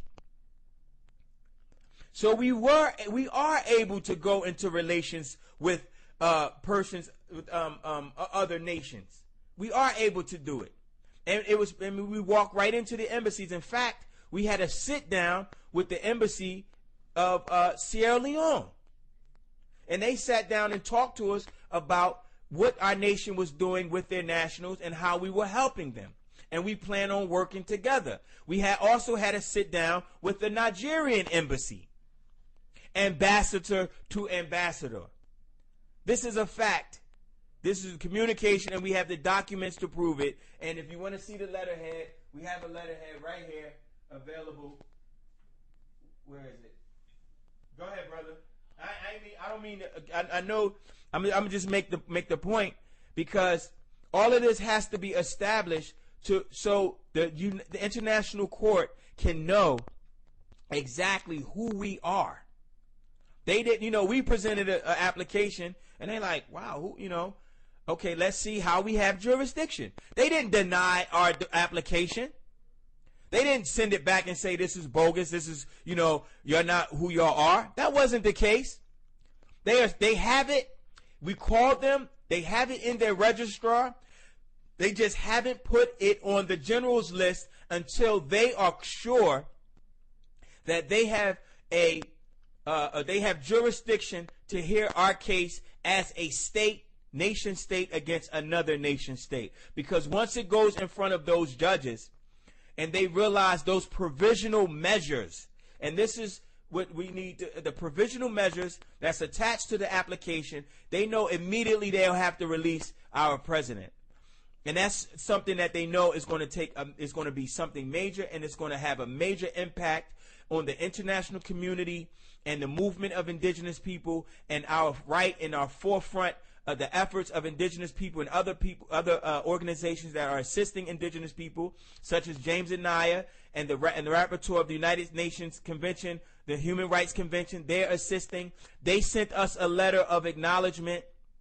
The United Nations Human Rights Department James Anaya, the Special Rapporteur for Indigenous People, when he received our case, we have a letter signed from him that acknowledges our president, and knowing that the U.S. hasn't incarcerated him, and they know that our indigenous people have been violated, and they said they're paying close attention to it, and they will be looking into it with strict eyes. This is from them, their words, in letter form. So it's not that, it's not been heard. They know who we are, and you have to realize that this is going to change the dynamics of how indigenous nations, Native Americans, look and their position in the international community. You have to remember the Declaration of the Rights of Indigenous People and the acknowledgement of indigenous people only took place in the last 20 years. They're one of the last groups of people that have any say-so in the international community. Over 50,000 conventions have been laid out, and under the last few years is the only time that indigenous people, Declaration of Indigenous People, they have their respect. And it was the old Bush administration that didn't sign on to that declaration because he knew who we were. He knew who we were when he was going down to the Reynolds plantation. That was all a big plot with Reynolds Plantation and George Bush and him not signing on to that declaration because he knew that we already had our Constitution and we used the declaration to back our Constitution. But lo and behold, there's other conventions that back our Constitution, and there's other conventions, mainly one of the ones specifically that we use that protects the master teacher it's called the Declaration of the Rights of an Internationally Protected Person, which assures the protection of him from incarceration and any infringement upon his liberties. He is an internationally protected person by the fact that he represented a state, our nation, and he was sat there under a constitution, which is the supreme law of any nation. Their supreme authority is their constitution. So they know that we're not just another group that's saying, recognize us, please, in the BIA. They know we're not looking for recognition. And I spoke to the Justice Department myself. We sent them a letter ourselves. And you know what the lady on the line told us from the BIA? She said, well, there's many privileges that come with recognition. I told her, as an ambassador of the United Nuwaupian Nation, I told her we're not looking for recognition because you know we exist. By the fact that you say Yamasee out of your mouth is recognition. How can you recognize someone and use the word and then in the same instance say, we don't recognize you, but you just said our whole tribal name in the previous sentence? How can we not be who we are and you're referring to us as who we're claiming us to be? So I told her, I said, we're not looking for our problem. When they received that application, I said, we have a dispute with your nation, your government against, we have an international dispute because you incarcerated a foreign head of state. And you forced the assimilation of 30,000 indigenous people into lands that we were not accustomed to, and you violated our cultural sovereignty and the right for us to practice and speak our language in our own territory, in our own land, and we're seeking peaceful settlement in this dispute. And whether we have to go to the International Court of Justice, whether we have to go to the Inter-American Commission, which is another international body that can look over the case. It's not just the International Court. That's just the first thing that was introduced to the Nuwaupian Nation. And people jumped on that and started attacking the International Court. Oh, they're not recognized. They're not on the list. That's not our only legal option. And if you do enough research, not you per se on the phone, brother, I'm not referencing you. I respect your question. But that's what the International Court is looking for. They're looking for us to show them that they indeed have jurisdiction, and we will come through with it. And it's taking some time. The documents had to be drawn up, and the information had to be researched. We had to go to the places to get the authentic records from the vaults of their archives of the BIA. We also went to the BIA, and we retrieved. We saw the BIA had the treaties. We also looked at the Lewis and Clark documents, their original handwritten documents, where they wrote about to see if they had anything referencing Ben York. and they're receiving him or taking him or their travels, and with their handwritten notes. We comb through that for proof, and we just doing our due diligence. So no, you won't see it on the website because it's not on the generals list. Once you look on the website, you'll see that the cases that they list are general, or they placed on the generals list, and they're up to be heard. And so we're fighting for our case to be heard on the generals list, and it may not even go that far. We can settle the dispute outside of the international court. That is one of the last resorts. We just beat them to the punch because we're saying enough is enough, and we went to the international court to say this is how we're going to go. Now, we can go from other means. We can negotiate government to government. There's ways to settle certain disputes between nation to nation. You don't have to be a member of the BIA to be considered a nation state, because if that was the case, every country in the world, every nation on the planet would have to have filed some form of intent, or whatever this guy in this video was saying. We have to file that with the BIA, and it's not necessary. All you have to do is look up the history of how other nations came into existence. Look up how Uzbekistan came into existence in the last 25 years. Look how Russia became a country. Look how Kosovo became a country. Taiwan is not even recognized by China. It still exists. So let me explain that as well. In the international community, every country does not recognize every other country. There are still disputes in the international community. One of the biggest disputes is Palestine and Israel. Palestine doesn't recognize Israel, and Israel doesn't recognize Palestine. They're two nations. One doesn't recognize itself, right, the other, but they still exist. They still operate themselves, they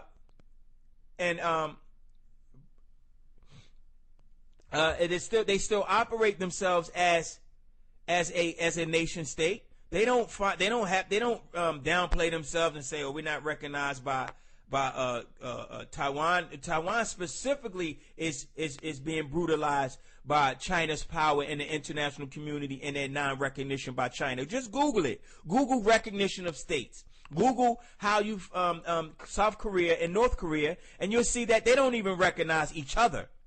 And they if you cross one of their territories, they stand on a military line, and if you cross their line, they go into war. North Korea claims South Korea, South Korea claims North Korea. Every state is not going to recognize you, but it's your right, as the Montevideo Convention of the Rights and Duties of State, it's your right to fight for your independence. And it says it right here in Article 3. The political existence of a state is independent of recognition by other states. Even before recognition, the state has a right to defend its integrity and its independence, to provide for its conservation and prosperity, and consequently to organize itself as it sees fit. Organize itself as it sees fit, to legislate upon its interests, administer its services, and to define the jurisdiction and competence of its courts. The exercise of these rights has no other limitation than the exercise of the rights of the other states according to international law. Article 4. States are jurisdictionally equal, enjoy the same rights, and have equal capacity in their existence. We have equal capacity in our existence as the same as any other nation state. The rights of each one do not depend upon the power it has or it possesses to assure its exercise, but upon the simple fact of its existence as a person of international law. Article 5 of the Montevideo Convention of the Rights and Duties of States. The fundamental rights of states are not susceptible to being affected in any manner whatsoever. All right? So our fundamental rights as a state, and again, the qualifications of a state or nation is a permanent population, which we have, 30,000, a defined territory, which is Altamaha, our nation that they are currently controlling, our government, which is in place now, and our capacity to go into relations with other states. That's just a portion of the articles. I've just read a few of them. Another one is Article 7, where it says the recognition of a state which is us, may be express or tacit. Article 8 says, no state has the right to intervene into the internal or external affairs of another. This is our fundamental right, and the fundamental rights that we have are not susceptible of being affected in any manner whatsoever. So this is just a portion of what protects us. So we're not just saying we're a sovereign nation state based on one convention, the Declaration of the Rights of Indigenous People. True indeed, it is an article, it's an instrument that solely focuses on indigenous people. But it's not the only convention that affects, or associates, or defends, or protects indigenous people or our nation. Another one is called, this one is, let's have several here. It's called the International Covenant on Civil and Political Rights. And in Article 27 of this one, it specifically says that states in which ethnic, religious, or linguistic minorities exist, persons belonging to such minorities shall not be denied in community with other members of their group to enjoy their own culture, to profess and practice their own religion, or to use their own language. And this is an international covenant. And so this Article 27, though it's not in totality in reference to indigenous people, it protects our culture integrity. It protects our right to practice our religion and practice and speak our own language in our own land. So there's many instruments that we have. It's not just that. So it looks like I'm just going over. I know you're still on the phone, and you should intervene if you would like, bro. I know I've been rambling. I hope this satisfies the question. If you have any other thing to say, please feel free. So basically, the case is not, I should say, in effect in the international courts. No, it's there. It's just like a filing. It's like you have a filing or an exhibit that the judges say, well, we need this before we can proceed. That's what that is. And that's what happened. They say, okay, we need this before we can proceed. And in international law, it works the same. It's a certain pattern. It's the same pattern you may have in other courts, that certain documents may be necessary to show jurisdiction so they could properly rule, and it won't be a case that they put on the general's list where they have to pull it back later because they erroneously or put it up there quickly before establishing jurisdiction. Because best believe the United States will challenge the jurisdiction, and that's our fight. And it's always been a fight. It's people always. Yeah, go ahead. Sorry, go ahead. Also, I did some research on the Yamasi. Yes. And I went to the Bureau of Indian Affairs website. According to them, the Yamasi basically is not recognized, or it doesn't exist to them, based upon them. Based upon who? Based upon their websites, their documents. I checked for the Yamasi tribe, and I didn't see it in their Bureau of Indian Affairs website. Did you? Because we're not on their list as a tribe that are seeking privileges from them. There's over. Let me explain. There's over 550 tribes that have petitioned, and the reason why they petitioned. Do you know why they petitioned to the BIA? For recognition. Do you why they petitioned to the BIA for recognition is for financial privileges. And it's a way they destroyed the Native Americans, everything about them, placed them on ill lands, gave them little lands to say this is your reservation. But because they're not operating in totality as a complete government, as a complete state or nation, they look for the United States for help. And when you look for them for help, what happens? You have to relinquish your rights. You can't be up under them and have rights as sovereign. That's not what the BIA has established itself for. It was purposely established to force Native Americans to assimilate. That's the history of it. You're reading the BIA 2012. Look at the history of the BIA and why they were put together. Then you'll see how they became a pivotal department in the United States. You'll see why. You have reform policies that may have changed their initial reason why they were established. But if you look at the establishment of the BIA, it was to eliminate sovereign indigenous status, sovereign governments of nations. They did not want Native Americans to have the ability to govern themselves, because in governing themselves, they would govern their land.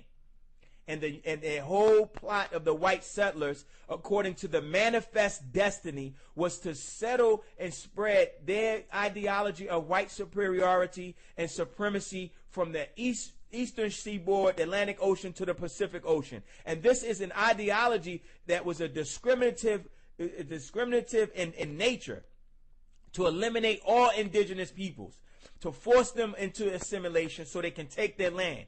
And they use the BIA as a front to say, if you do this, this is what you will get.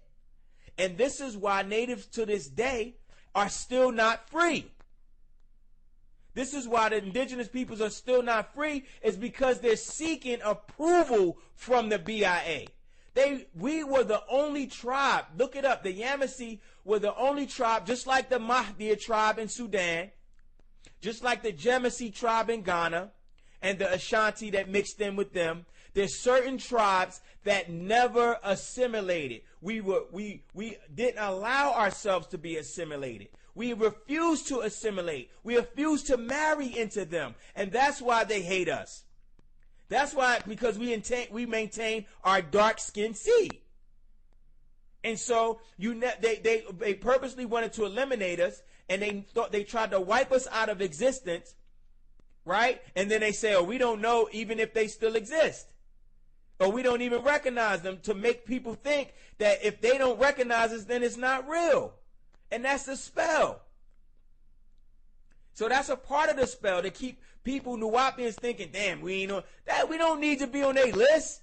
We existed before that list. Why does our zero time reference doesn't start with the BIA existence? They came here, migrated here with diseases and drugs and pornography and rapes and murders and all types of a culture that was based on bestiality. And they had no idea how to farm. They had no idea how to travel through the Appalachian Mountains and travel across the plains and the forests and travel the rivers, and certain herbs and plants they needed to survive. Certain berries they had to eat, and poison foods that they couldn't eat. They had no clue what this world, our land, had to offer. So they needed us, but in needing us, they robbed us of everything that we stood for. And the Yamasee was the ones that rose up against the Spaniards, against the British. And once other tribes sided with them, then they forced us into retreat into areas of Florida, and forced us down into the southern areas of Georgia. And some of us went west, and some of us went north. And we came together again once the sight of Black Eagle was seen as a divine sign in the sky, upstate New York, on the DVD Elohim tape, when he pointed out that Black Eagle, which was representative of the great soul being here, and he said it's not a representation of me being here, it's a representation of you being here, because he was always here, and he was always a part of the prophecy. And he always overlooked Yamasee and his tribes then, and our ancestors guided certain mound builders to build Rock Eagle Mound strategically in a place that they knew we were going to settle when we acquired our 476 acres of land moving from upstate New York. It was always divinely guided. That wasn't a coincidence. Look up those mounds and look up Rock Hawk Mound and Rock Eagle Mound and find out how is all of a sudden they don't recognize us, but they have that as an historical site of Yamasee Native Americans right there in Edenton, Georgia. How can you say the BIA doesn't recognize us? or they want you to believe they don't recognize, so you don't know that you don't know your power and your strength and the ability you have to stand up, of which the master teacher on the phone several weeks ago said they always feared a black nation standing up claiming sovereignty. Always, especially in this day and time with computers. And now we can print out these conventions that protect us internationally. Noble Drew Ali didn't have that opportunity. Marcus Garvey didn't have that opportunity. Deuce Ali didn't have that opportunity. They didn't have connections to the international community because the Caucasus and his system was designed to keep us out of it. The Native Americans didn't have access to the international community laws. They were eliminated. They couldn't even establish themselves because they kept falling up under the BIA and looking for their money and being controlled by the United States government, because they know if it was acknowledged in the international community, they'll be the first ones to have to give up this country back to their people. And that's one of the rulings that just took place a few months ago, that they had to give back the Grand Canyon because it was Native American land. And they have to give back $3 billion to Native Americans because they misused the money that was allotted to them from the Dawes Act and the Curtis Act when they retrieved allotments of land, and they never compensated these Native Americans once they removed the resources, the minerals, the gold, the diamonds off of their land. They never compensated them for it, and they know that's where we are now. They know that that's what Chief Black Eagle is doing. But as long as we got Negroes that are not on the same page, that claim they know what's going on, and they investigating the wrong person. Yeah, they investigating my history and my criminal record, and against a nation that's the whole system is set up to defraud and remove and steal money and create IRS departments and other departments that control your mind, body, and soul. Nobody's investigating them, but they're investigating me getting incarcerated for a car accident that I wasn't responsible for. Something as simple as that, as if that's necessary, and we at a pivotal point of our existence where we can make this shift and not be from up under the rule of him forever, and we can live up for him by each other, and we can free Paa Mumkak. You know, so yes, the International Court or the BIA, this is the first time, and we have to make that precedence, because he said we are the only ones that's going to do it and show who we are. Nobody else is going to come say, listen, y'all are Yamasee. Here's your maps. Here's your convention. Here's how you can get your president out. Who does that? The only people that defends their nation is the people of the nation. Nobody's going to take us by the hand and guide us and take us to Washington, D.C., take us to London, because, matter of fact, there's articles and conventions, declarations and treaties in London as we speak with the Yamasee and Britain. Before the United States declared their independence, we have, it's called the Article of Agreement. And it was written in the 1700s. It was signed by the indigenous tribes of Georgia with the British that came and migrated, and we created a peace treaty with them. And because the United States government wasn't even established yet, the treaty couldn't even be logged in their archives. It was logged over there, but the colonial passing forth of documentation and communication between the early Confederate settlers with the British government when they were under the rule of the British prior to the American Revolution. So we could even go to London and get articles and show that we were in treaties with these settlers, and we allowed them to set up their land before they even declared themselves independent. So we have all of the facts. It's just putting it in the right perspective and laying it out, so it will be overwhelmingly convincing, because as Nuwaupians, we have to go over, up, and beyond this anyone else. That's always been our position. We always had to do more than everyone else. And that's just the fight. You know what I'm saying? And I didn't go into the ring, in the first ring, thinking that, of course I said a certain time frame. I'm always going to say a certain time frame. I'm always going to say get him out now. That's a time frame. We needed to get him out yesterday. That's a time frame.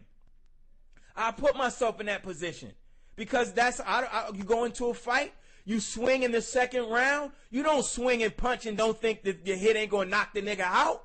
You going to swing hoping every hit knocks him out. That's the confidence you're supposed to have.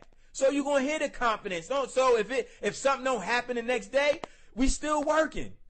You know what I'm saying? Don't be so critical. I'm not speaking to anybody particular. I'm not anybody particular. I'm just saying that this is what's popping up over and over, and it's becoming a distraction.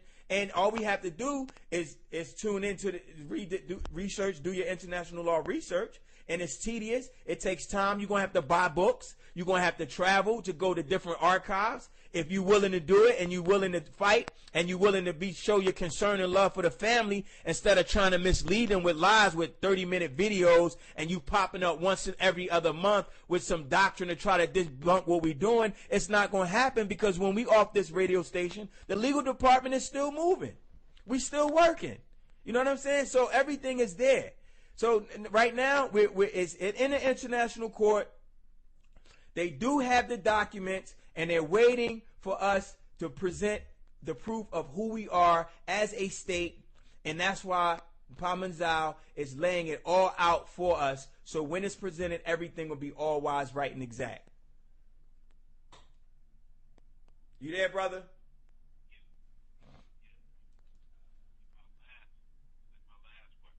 All right. Hey, speak up a little bit so the family can. My last question. Okay. My last question would be, how does the Nation of Nuwaupian tie into the Washita 2/15/1993? Like, how would that happen? Were you online? Did you just tune in? I'm sorry, because we've been online about 3 hours, about 2 hours. Did you not hear the first part of the station? I heard some of the first part. Oh, we just covered that. We're going to re-air it, but we actually just covered that. How UN is tied into the Washita, because the Washita won their case under the Empress Verdiachi, right? Who was a Turner Garston L. Bay, who was a descendant from Old York. She was a Washoe woman from one of the wives of Old York. And Versace is related to Ben York as bloodline of Old York, and Ben York is related to Dr. Malachi York as a descendant of the York bloodline. So it makes the Washita and the Yamasee blood-related family as cousins. As also it ties into the Seminole. So the UN number, the UN 215 again, the UN 215 1993 is a number attached to the Washita Nation. The reason why it ties into us is because we are Washita, because we migrated and we mixed in. We were the mound builders. We've always been builders, and that's why we built our land, to show the characteristics of mound builders. We built modern day mounds, like we did upstate New York, like we did on Altamaha land with Hanny, as we did 2,000 years ago when we built the mounds in Georgia. There's mounds in Illinois. There's mounds in Louisiana and Missouri. Look up the various mounds. We built those mounds for several reasons. Those mounds were protection sites for our Miku or Maku. We would lift them and have them live in that higher elevated area to prevent the beast of the field from roaming and having access to that royal family. So we were Washita or mound builders because we were all a part. All of that land was ours. We didn't particularly live in one area. We migrated. And we migrated as different tribes. And some tribes mixed in. And when the Washita mixed in with the Yamasee, and they migrated over here, Yamasee just means gentle people. So the Washita were gentle people. The Creek Nation lived by creeks. So by right, the Washita are creeks because they live by creeks as well. So when you say Creek Nation, all you're doing is giving a description of who we are, not what we are. It was just a description of what we were doing. All of the titles and names that you see, the modern day names that you see, the BIA, and they gave us all these names, of Nez Perce and the Choctaw, those are names that they gave us. The master hasn't even laid out our cultural tradition on who we are, really. If Yamasee just means gentle people, that's not what we are. That was something that we were showing in our kindness when we were allowing them to come and opened our doors up to them. So they saw us as gentle people until you crossed us. So Washita is not a name exclusive, or the 215 the 215-1993 was a United Nations number that was attached to the Washita Nation, the sovereign nation of Washita de Dogdamondia, UN number 215-1993, and it applied also to Wahani or Nuwapia. And again, you may have missed the previous, which I'm sure you have because you asked a question that was addressed, but I'll address it again. It's not a problem. The Nuwapia, again, the word, the letter, the letters, the suffix, IA. Don't believe this. I don't even want you to believe, because I don't want nobody to say Doosua York said nothing. When you research the IA at the end of words like Georgia, Nuwapia, Virginia, California, that IA means state of. It's a Greek word. It's a Greek term. It means state of. When they put IA at the end of King George, they made this area a state of the George's rule, because he gave them the charter. When you look at Virginia, VIA is, I forgot, I'm not sure with Virginia. Anyone can look it up. You can look it up, who Virginia was named after. It sounded like it was named after a virgin or King Bird, whatever the case. Whoever it was named after, they put the IA there to show that it was a state, not a land. Let me correct something. A state of existence is how you exist. There's states of confusion. There's states of turmoil. There's states of you can be the state of a lunatic. You can be in a room, and that could be the state of whatever the case you want to call it. Tranquility, the state of peace. You follow that? Does that mean that you're not who you are? When you say Nuwapia, Nuwapia is the state of Nuwaupu. It's the state that you are in, brother. Anytime you're a Nuwaupian and you're sitting in your room and you're in a total tranquil existence and you're dealing with right reasoning and right understanding, guess what state you're in? Absolutely. Guess what state Nuwaupians are in worldwide? They're in the state of Nuwapia. The reason why the ledgers say state of Nuwapia is because Nuwaupians are everywhere right now. And until we get control of our territory, then we will properly assemble on our nation and control of our territory. But they forced us off of our land, but it didn't eliminate the state of who we are. It didn't eliminate our position of who we are. So I am in a state of Nuwapia right now. And any Nuwaupian listening, if you take the IA, the master is way ahead of people, man. Niggas is pointing out that little, not you per se, bro. I'm not attacking you. You my brother. You question with legitimacy. I'm saying people are pointing out that. Not just out of ignorance and trying to, see, it was a mistake made. Some people looked at it and say, okay, let me get an overstanding of it. Because when Pop said state of Nuwaupi, I was like, okay, it's different from the United Nuwaupian Nation. So I did it the way that he laid out, how he said it. I didn't question it. I researched it. Wow, it came. I looked up IA. All of a sudden it popped up. I'm like, I didn't know that IA represented a suffix of state up until recently. But I know how the master, I know how he works, and I know everything that he does is not by accident. None of it, everything is done with purpose, and it has a deeper root of meaning that most people won't know. That's the spiritual aspect of it that he's laid out and guiding us. So when you see Wahani and you see Nuwapia, Nuwapia is the state of Nuwaupians who live at the United Nuwaupian Nation and or who has lived on our land of the United Nuwaupian Nation and who is living off of our land in the state of Nuwapia. So it's not a contradiction. It's just an existence. One explains our existence as a people, the state that we live in, just like some people are in this New York state of mind. No matter where they go, they think like a New Yorker. A nigga can be in Georgia and he's talking like a New Yorker because he's in a New York state of mind. Or whatever state you belong to. You come from another country to another, a person can see you, you're speaking your language, you're identifying with your culture, you're in the state of existence of that land, of that culture. You're in a Senegalese state of mind. We are in a state of mind, or the state of Nuwaupian or Nuwaupu. And the UN number does apply to us because we are a mixture of all of those tribes.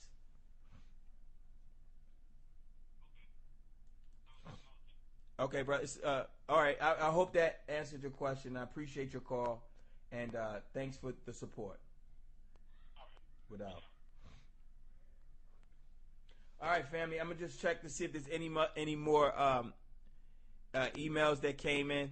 A question, yes. There's a question that came in reference to Romney.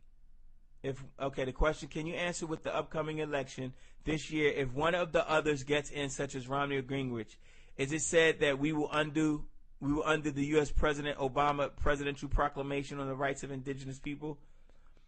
I don't know. I'm not sure if it will undo it. That's a very good question. Of course, we would like Obama to stand in as the president of their country, of the United States, because, of course, he's the only one that has assisted, as our father said, assisted in addressing the freedoms of indigenous people. But that's a question I couldn't answer. I'm not sure what type of provisions that he's made once he signed on to that declaration. If the next administration has the ability to revoke, or it's a term they use politically, to I don't know if it's revoke or revamp or whatever word they use, to reverse or what have you, that their proclamation. I'm not sure.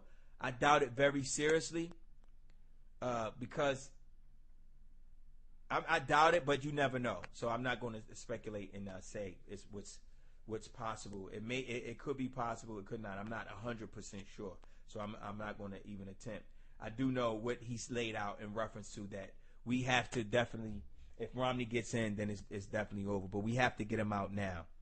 So I just wanted to I appreciate your question.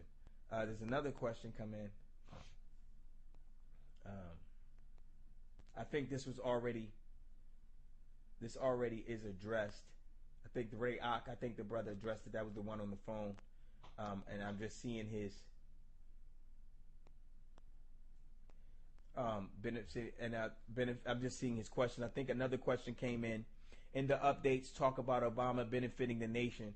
Why did the Mursal or the Mursal Tat in the updates talk about Obama benefiting the nation, the last shadow updates? Because he did benefit the nation by acknowledging the Declaration of the Rights of Indigenous People, as well as freeing and working together with Native American tribes. So that's why our father said, he mentioned that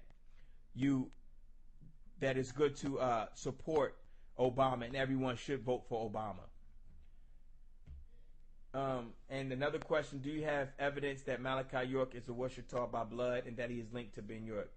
Okay, I hope that answers your question, the bloodline and the descendancy. And we do have the documents, because we know that's the purpose of going to D.C.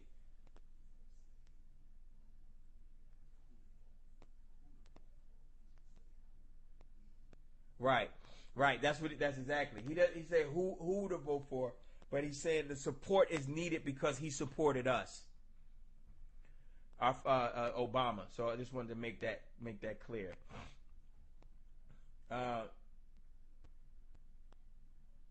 Yes, question. In other words, there's no precedent in order for this court to refer to it. Yes, I mean, there's no precedence in the order. I got what he's saying. I think it's a question from Unas. Eunice, he's questioning the precedence of the case and how it is into international court, and whether or not this a precedence of one case over another. No, there isn't. It's just the jurisdiction. The jurisdiction has to be shown.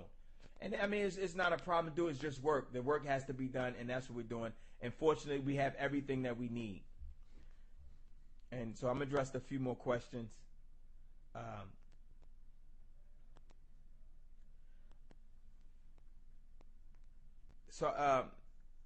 Pardon me. I'm just looking through the emails, family. I don't see anything particular that needs to be addressed. We may cut this short because of the length of the video. I'm not sure if we have.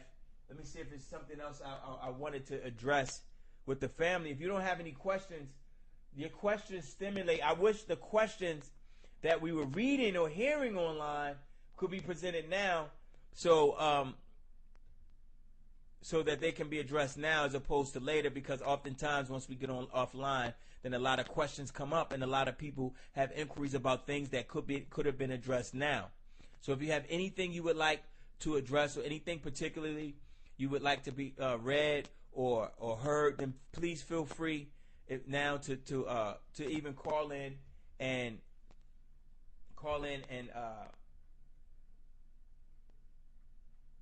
hold on, please. Call in and address your questions online or through the call-in. So if you don't have any questions, I think we can move forward with the update. Again, okay, we showed the treaties. Again, we do have the treaties, all the treaties in reference to the Washita and the Yamasee. And we do have the Dawes Act. We have received several acts from up there. The official act that was written by Congress and signed off by Andrew Jackson, which eliminated the Native American, our Native American indigenous, our sovereign right. It didn't eliminate it. It forced the natives to relinquish it. Let's just say that, because we retained ours. It forced them to relinquish it in a way that they didn't know that they were doing. It was more so forced assimilation. And so that's where we are with that. And there's no other questions coming in. I guess everyone pretty much had their questions answered. Anything I'm trying to think. There's a few other issues we wanted to address. I don't know if it's of much interest to people. I haven't seen it in the emails, or no one has questioned about it. This whole Jacob York conspiracy issue. I'm really trying to get that in the past. Not the conspiracy itself, because the conspiracy was definitely something that was that was done. But the inquiries and whether I had involvement with it is pretty much something that I'm sure that people have, but I don't know if they want it addressed, because I will address it now, and I think it should be addressed because it's coming up as so-called questioning my credibility.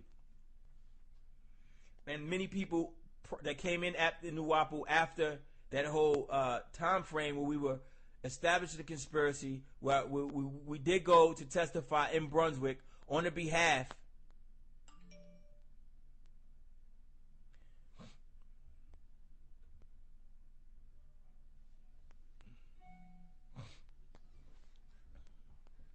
Oh, okay.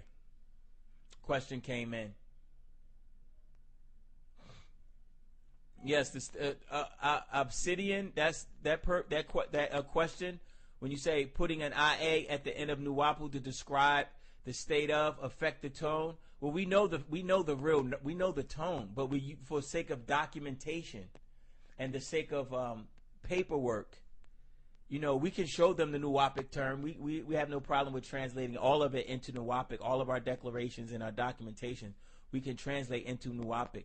But for the purpose of our statehood and international community, they have that AI is necessary. Is there a Nuwaupu suffix meaning the same that we can use instead? I mean, we can use it in our language, but we're speaking to English-speaking people, so we want to make sure they know exactly what idea we're being relayed in their language. If we speak Nuwaupic to them, then of course you have to take into consideration that when you're dealing with international documents, they have a rule that a lot of these documents have to be written in the national language of the international community, and of course, based on our knowledge of the New World Order, that national language is English, and they have French as well. So we need to use those terms, and so that's why that IA is there, and to describe the state of. So I hope that satisfied your question. Okay, the question: did the sovereign citizens movement? Yeah, the sovereign citizens movement. That's a question that came in reference to these people that this guy, this video is trying to tie us in with, the sovereign citizens movement. And it's not the same. The sovereign citizens movement is a terroristic organization. But everyone knows that Nuwaupians are peaceful people. Everyone knows that. They've been trying to prove that we've stockpiling weapons on the land, proven wrong. The FBI came and interviewed brothers on the land several times, family members on the land several times. They looked through all of our warehouses, all of our silos. They found no illegitimate guns. They found no illegal stockpiling of weapons, and all of the ammunition and guns that we had on our land was registered to people who had the ability and license to carry their guns in the capacity that they saw fit as securing our land and our nation. So when we are not tied into this sovereign citizens, and let's make it clear, we're not an anti-government organization or a nation. We're not against the United States and their government. In fact, we respect governments because we have a government. We can't talk about another government and their rights that they're exercising when we are saying that we are exercising the same rights. We'll be shooting ourselves in the foot to even think that we are coming against or fighting against the United States government or attempting to overthrow them in any form or fashion. That is not the United Nuwaupian Nation's case or position. In fact, we're looking to go into negotiations with the United States in reference to our nation and our state as any other government will have the ability to do. So we are exercising our right, and we are saying we are not allowing any other government to infringe upon our rights just as much as we won't infringe upon the rights of any other government. And we have to acknowledge and accept these international obligations in order to be respected by the United Nations. We have to take that position as a non-member state, as the United Nations Charter proclaims in the very first chapter, that any non-member state must take the obligation of the United Nations and the position of the protection of international peace. We have to take that into consideration first. So no, we won't. We're not against.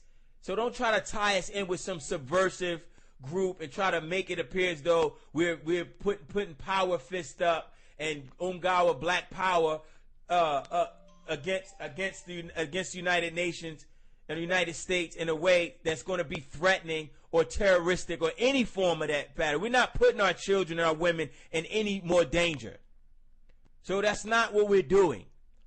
We are nationals we are Nuwaupians, Nuwaupu of our nation.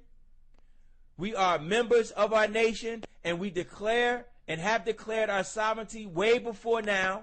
We've acknowledged our president in 1992 and voted him into office with the acceptance of our Constitution, and we respect and we acknowledge all other good governing bodies and nations that are acknowledging the rights of us just as well as we respect and acknowledge the rights of everyone else. So don't try to. That's never been our position. You're not going to place us in that and just to make yourself seem like you've uncovered some type of sovereign citizens. We're not tied to that. First of all, they're Caucasus. Okay, so and they're citizens. They're not claiming a nation. They're individuals who are trying to get out of whatever responsibilities they have to the descendants of their family members who migrated over here and accepted the United States government as their government. They have a right to do whatever they decide to do, if that's their decision, if it's within the laws of their country that they acknowledge. But we have a country that we acknowledge. We have laws that we follow.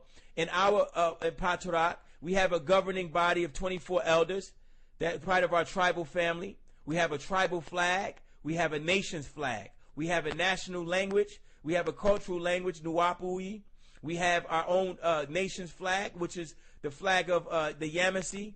We have a tribal flag, which is we have our gold, black, and white flag with the Shoshone patch that you may have saw upstate New York, the Shoshone Washaki emblem that was on Ben York patches. And the brother, I saw the brother actually, Raymond Yassar, in the picture, he had the jacket on from way back then with the Ben York flag and the Nuwaupian Nation flag on the same jacket. Him and Ish in New York years ago. Those Ben York flags, those emblems, is a part of our Declaration of Indigenous Status even in 1990. So this is not something new. So again, we're not trying to overthrow. It would be foolish of us to even think that, and we've never thought that. So stop trying to put that in people's minds. That's not our position, all right? So I just wanted to establish that because somebody emailed that. So emailed that as a question. Did any other questions come on? Okay. And we're going to cut it short because we've been on about 2 or 3 hours, at least for the time being, so we can get the video edited and place it up so you can see. We can scan the documents. I'm gonna scan the documents, some of them, and we don't want people. A lot of like the new flag that's out. You know, we want it. It's a new flag, our tribal flag, but we're not sure that we're waiting for Paa Mumkak, our president's orders. So we're not going to move forward anything in our nation without his satisfaction and without his authority of authorizing it. So no one is going to be doing anything and moving forward. If it's not coming from him, it's not going to be done. So anything as far as ledger updates, and they're going to be, he's making corrections to, he's making updates to the ledger. So be prepared for it. He's making updates with our symbols and our emblems, documentation. There's going to be a constant metamorphosis and growth as we build and continue to move forward. So there's going to be things that's going to be done. Okay, a sister appreciated. Another person asked me for the transcripts of the UN meeting that we went to in July, and I've asked them about the transcripts, but I've asked the United Nations. I don't know if they do the I don't know if they're going to present the transcripts. They haven't gave me specifics. What we did find out is that what we presented on paper, right? What was presented on paper was called a not an intervention. Not an intervention. It was an intervention. It was an intervention, and we presented that intervention. And so they have to formulate with their documents they're going to present to the United Nations Commission of the Human Rights. And again, this was the fifth mechanism. If you looked up the several websites, you have to know what to look up under. And what we attended was the fifth mechanism of the rights. Excuse me. It was called MRIP, the Expert Mechanism of the Rights of Indigenous Peoples. That's what it was called. And it was the fifth mechanism. And indigenous people had to be there. Nations had to be there because no decision can be made outside of about your indigenous people without their consent.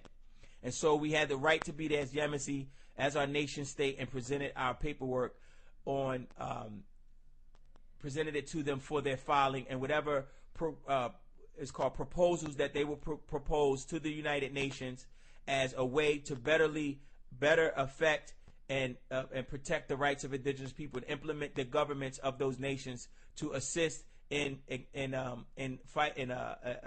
keeping their obligations to the indigenous people. So we had to be there in order to present our proposal, in order to present our interventions, and the interventions that was presented inside of the proposals, and the proposals was presented to the United Nations Commission of Human Rights, and thus that would be the new laws that would be established going into the future. So no, I don't have access to the transcripts. They may make them available in a month or so. They did say sometime in September.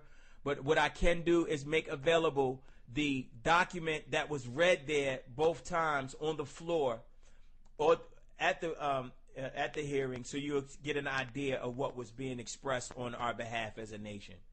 Okay, another question is, did you address the topic about the flag and the latest update? I'm not sure about the flag, brother. I'm not sure about that, about the flag. And also the new topic of Yanuism.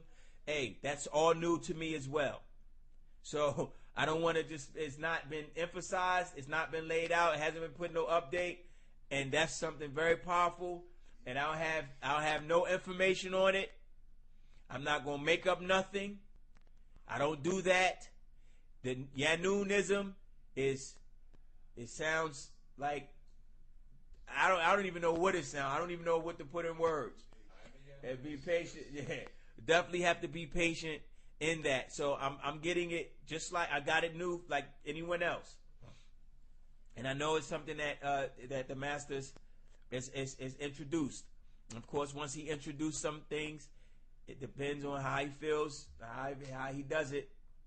Whatever he does, if he gives it to us, if we're worthy of it, then I'm patient. I'm just honored and blessed as anyone else to receive any information on it as well. Whatever information I get, I'm going to share it.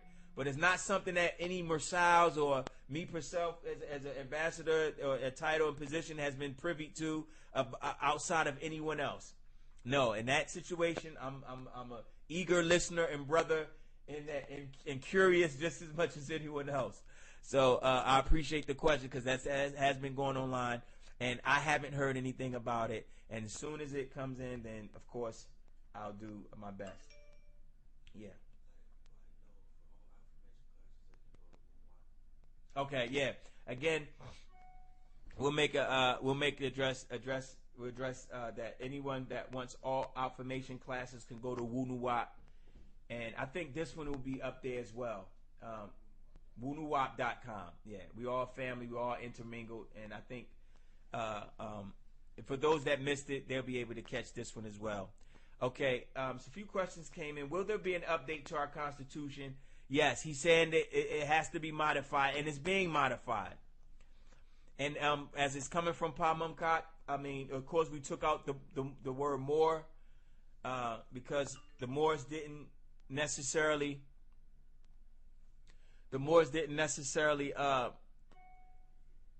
assist us, and so the master made his decision on that, and that's his decision.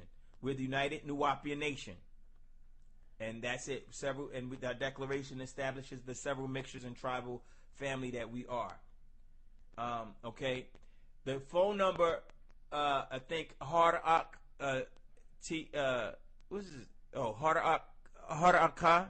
Hardak is 404-825-3211. You could call in if you want to call in and say anything on the air to the family. We can do it that way. You could just call in and I'll address it, or we can address any questions, and it's more than welcome of anyone's calls. You're more than welcome. I wish some of those guys from the video, or these Negroes that be talking behind, Facebook or whatever, I wish they call in.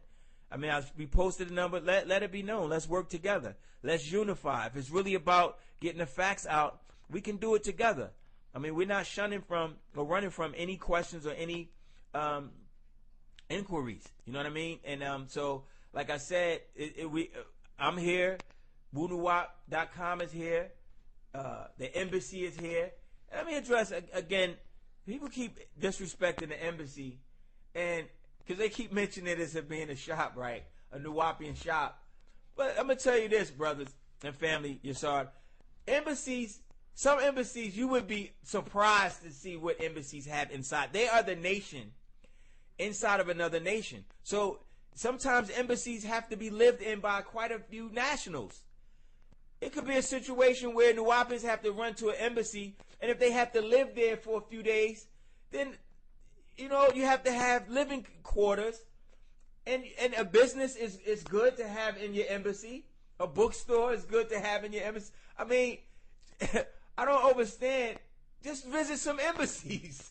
Visit the Chinese embassy, and see if you have access to the Chinese a suite at the embassy where you have you have a living condition, you have living area. Right now, the guy from the WikiLeaks founder is living in the Ecuadorian embassy.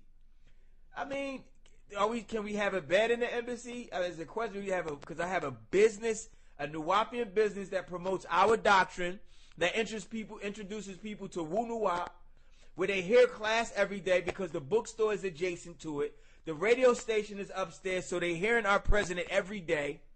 And so you keep quoting embassy as if inside is not a shop. We know it is a Nuwaupian shop here. Yes. Inside of the embassy, it is a building. And in buildings, there are sections. And in sections, you as a person who has the building, leasing the building, buying the building, can decorate it the way you see fit. Am I right? So I don't understand why is that become such a meritable argument to where you posted it online as if you're saying something beyond. Nuwaupians have businesses. This is our way. This is what the master, our father, has always taught us to do. So forgive me if we're doing what he wants and we're doing the way he wants it done. I'm sorry if that bothers people, but y'all have to get over that. You know, so we're moving forward with that whole issue. I'm not wasting too much time on it. I think another question come in. Does Amnesty International have anything to do with our fight? I'm not sure. I don't know a lot about Amnesty International. I haven't addressed them. I don't know what their organization is capable of or what their organization is doing. So as of now, I haven't. Maybe one of the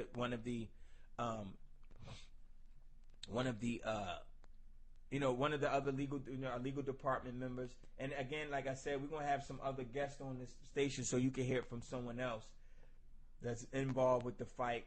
People, brothers who have traveled, who are doing what we do, and you're going to hear from the legal team in the future updates and stuff like that. But for the most part, we are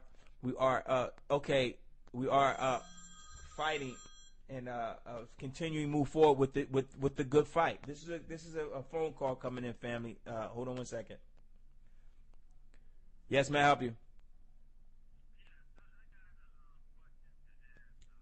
Okay, let me put you on speaker. All right, you just state your name and state your name and everything so the audience can hear you. Okay, hold on. State your name, brother. You on air. It's a call. Thundercloud speaking. Yes. According to our Native American tradition, the clan mother, that's from mother to daughter, is the tradition of our culture. Okay, I'm sorry. What tribe are you in reference to? And you said Native American. I didn't hear the first. You said Native American something. I didn't hear that word. Native American tradition. Okay, fine. In all Native American traditions, we are a matriarchal society. Okay. Right or wrong? True. In that the clan mother, okay, goes from mother to daughter, from the chief side of the family. Okay. Okay? In our culture, as far as Chief Black Thunderbird Eagle is concerned, it will go from his sister, because Fatima has went to a higher life, to her daughter. Okay? This is Native American tradition. Which Native American? Okay, brother, I understand. I definitely understand your question. I mean your statement. I just wanted to clarify for the audience so they'll understand which Native American traditions are you talking about, and what I'm talking about in general the Yamasi tradition, you know what I mean, and Native American culture. Okay. This is our tradition. Okay. So in that, that's a very general. I just wanted to reflect. That's general. So I know you're saying in general there's thousands of tribes. So we would like to just clarify when you say Native American culture. It's just general. So I just wanted to make sure that was recorded. That was noted. So what I'm saying is in tradition, okay, it goes from mother to daughter, okay, in that being our tradition and culture, okay, that keeps the bloodline of the chief, the red bloodline, by blood, not by marriage, but by blood, in order, okay? And then it will go from daughter to daughter to daughter to daughter to daughter, okay? So we're okay. Okay. I'm understanding what you're saying. I hear what you're saying. So if you're saying mother to mother to daughter to mother to daughter, where would the chief, the male chiefdom come in at? It is appointed by his mother.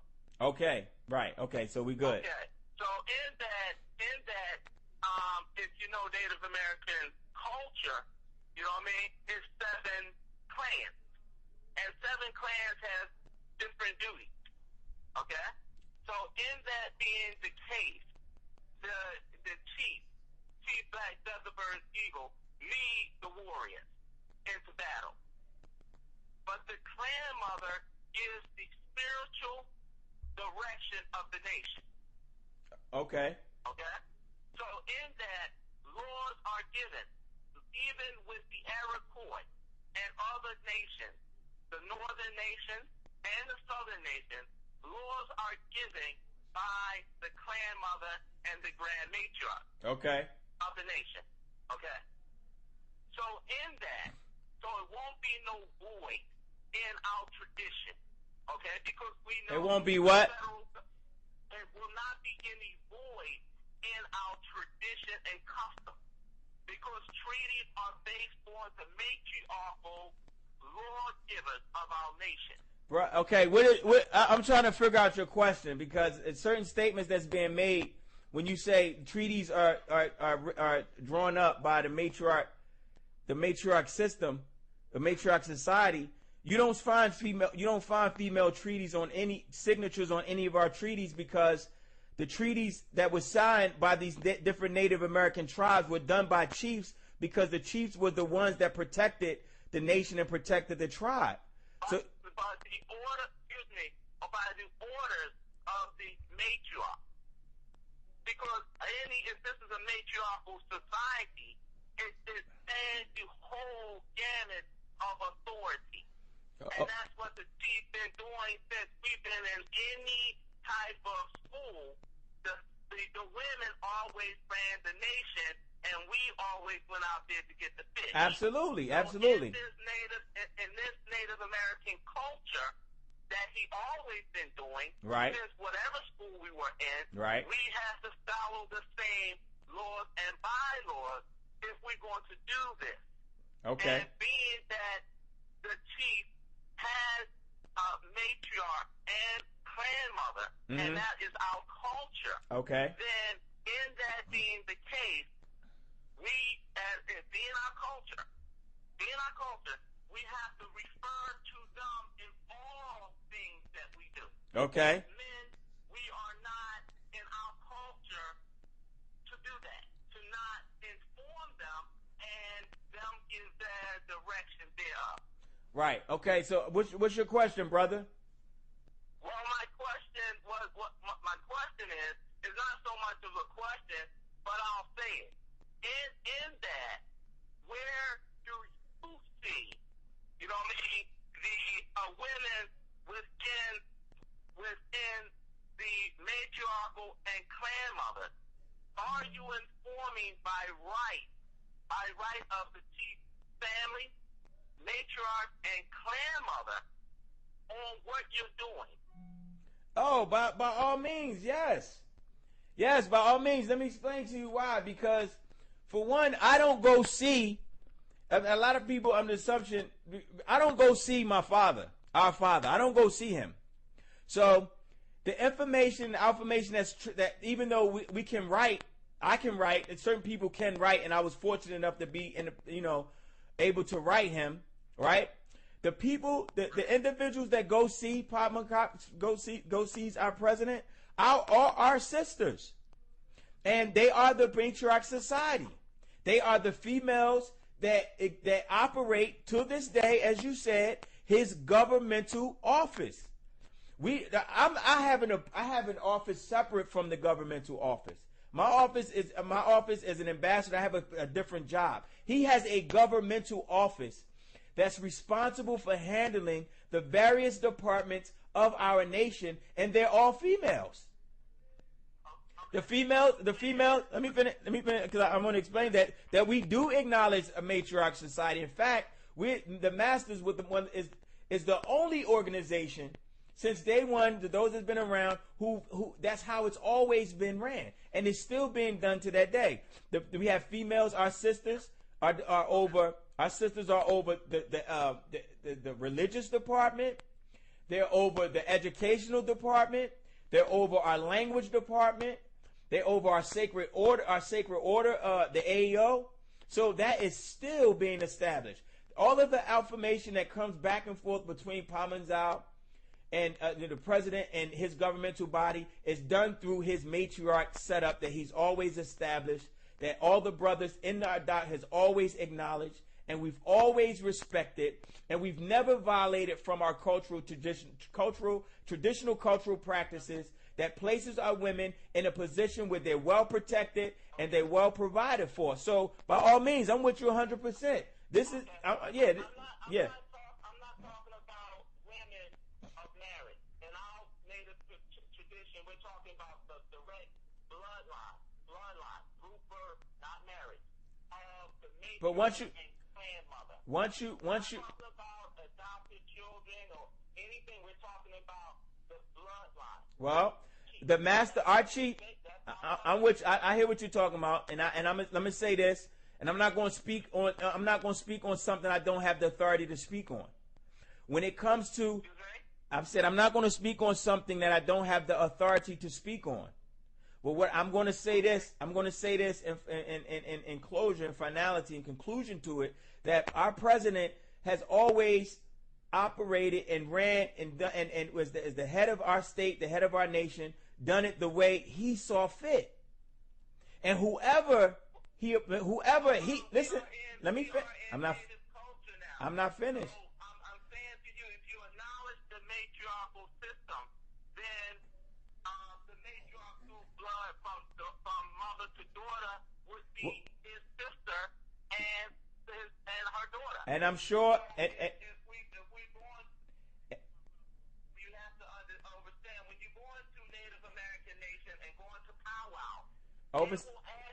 You're asking me.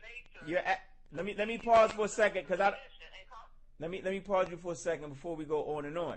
You're asking me about how our president runs his office, and I'm not in a position to answer that question. He runs it the way. Let me finish. What I have an appointed position and job that I do in the highest capacity that I can. I don't go outside of. I'm not finished. I have to be. You have to be fair.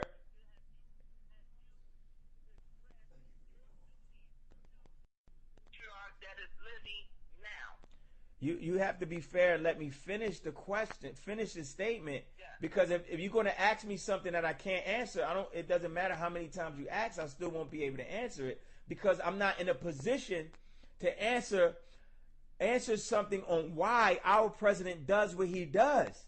I'm not in a position to do that. All I can do is defend it, right?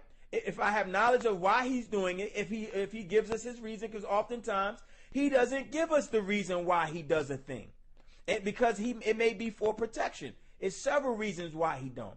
But for the answer to the matriarch society, I have utmost respect for all of our sisters that operate in his office, that he's appointed in whatever position he puts them in. Whether he decides that they're blood or no blood, that's not my distinct. I don't determine that. So really, that question is more so for him, because he is the head of our state and he's the head of our nation. So I'll leave it at that. That's not a question for Ambassador York. So I don't want to go into something on how he's running it. He's run it the way that he's done for years, and it's always worked. It's been effective, and that's how we're going to continue to move with it. But I appreciate your call, and maybe hopefully we when we get more clarification from that on how he's bringing it down and sending it down to us, then we'll be able to have a little bit more clarity. But for the I was told that he wants his sister involved. Now I'm Native American. I was raised up in the Native American tradition. Okay, we understand that the Yamasee was the head of the Federation of all Native Americans.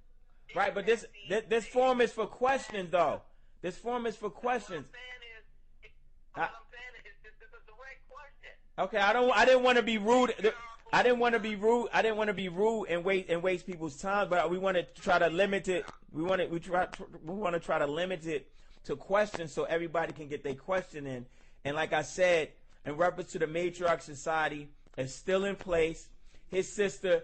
Hold on, bro. You're not letting me finish. His sister, Tabaret, she's still in position. She's head of the 24 elders. And Paa Mumkak lays it out for his nation and the structure of which it is. That's how we're going to maintain and keep it. But I appreciate your call. I'm going to take the next call.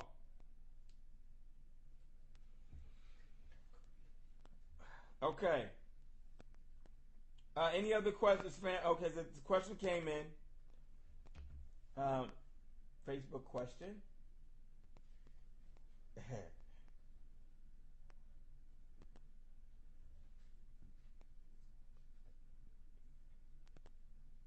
If there's no other questions, there's not really a lot of questions, but okay. There's just emails. I'm checking the email real quick. Okay, there's a question.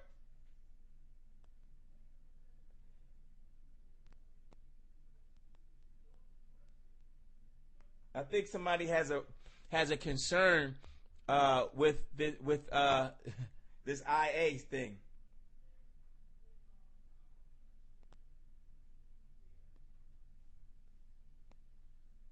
Oh, the question is why do we have to alter our name with the suffix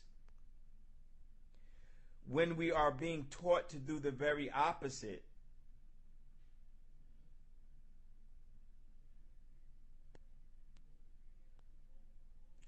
Has any other nation who has named themselves not named by Europeans and then presented themselves to the UN in an effort to gain sovereignty? Okay, again, you don't gain sovereignty. I think people are under the impression that you have to seek sovereignty. And you don't seek sovereignty. Sovereignty is declared. And if you look it up, you'll see that it's something that's declared, and it's something that's stood upon, and it's a right that you have. So it is not something that we're looking to gain from the UN. He said the question is putting an IA at the end of our name so they can be overstood, recognized as a state. No, that's not the purpose for recognition. It's to establish that we are in a state of Nuwaupu. That's what that means, Nuwaupia, our nation, our land, our existence. So I think it's just misunderstood on the purpose of the IA. And if there's certain ways that things have to be done when you deal in international and communication. You have to establish yourself as such. Especially, if that's the case, we shouldn't use any English letters. Because we're not really using our Nuwaupic letters. And so there is a metamorphosis, and there is a protocol for how the documents are drafted from nation to nation. It has to state certain things. And so what I was giving you, I didn't put IA at the end of Nuwaupia. That was our master teacher that did that. So I just want you to know it's not coming from me, that I didn't add it or change it. There's something that he did. And so as to why, I can only give you the explanation of what it means and what it stands for, and how he's told us it ties into us being a state, and it's our state of existence, or state of Nuwaupu. All right, so I don't know how clearer that can be.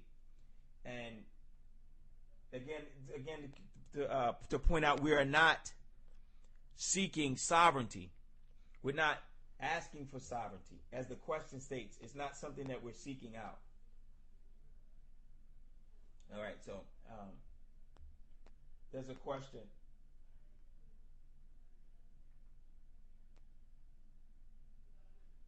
Okay. There's a question that came in. So I think we can pause for now. I think we've been on quite some time, about 3 hours, something like that. So we don't want to drag it out too long. We do want to save some information for another segment. Exactly. So I'm gonna leave it at that, and maybe we'll get into other questions or issues that you may have. But we're gonna pause for now until next time. I appreciate everyone tuning in. Again, this will be on WooNuwaup.com, and hopefully that everyone will be able. Hopefully everyone will be able to do the research they need, what was given tonight and this evening, and come up with their own questions or more research to get a better understanding, so we can defend our nation properly and we can move forward in freeing Paa Mumkak and make sure everyone is on the same page. And please don't forget to make sure you send your ledgers in. The ledgers are definitely necessary and they're needed.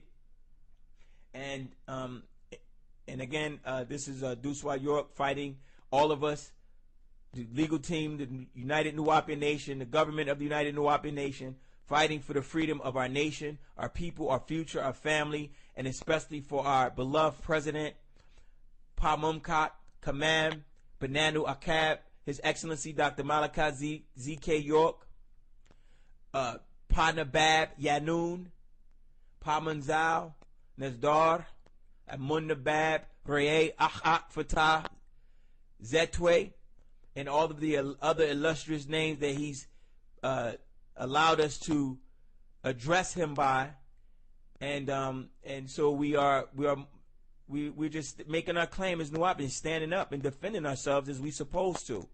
And so anyone else that has anything to address or would like to, on the next segment, we will address the next segment and post it on when it will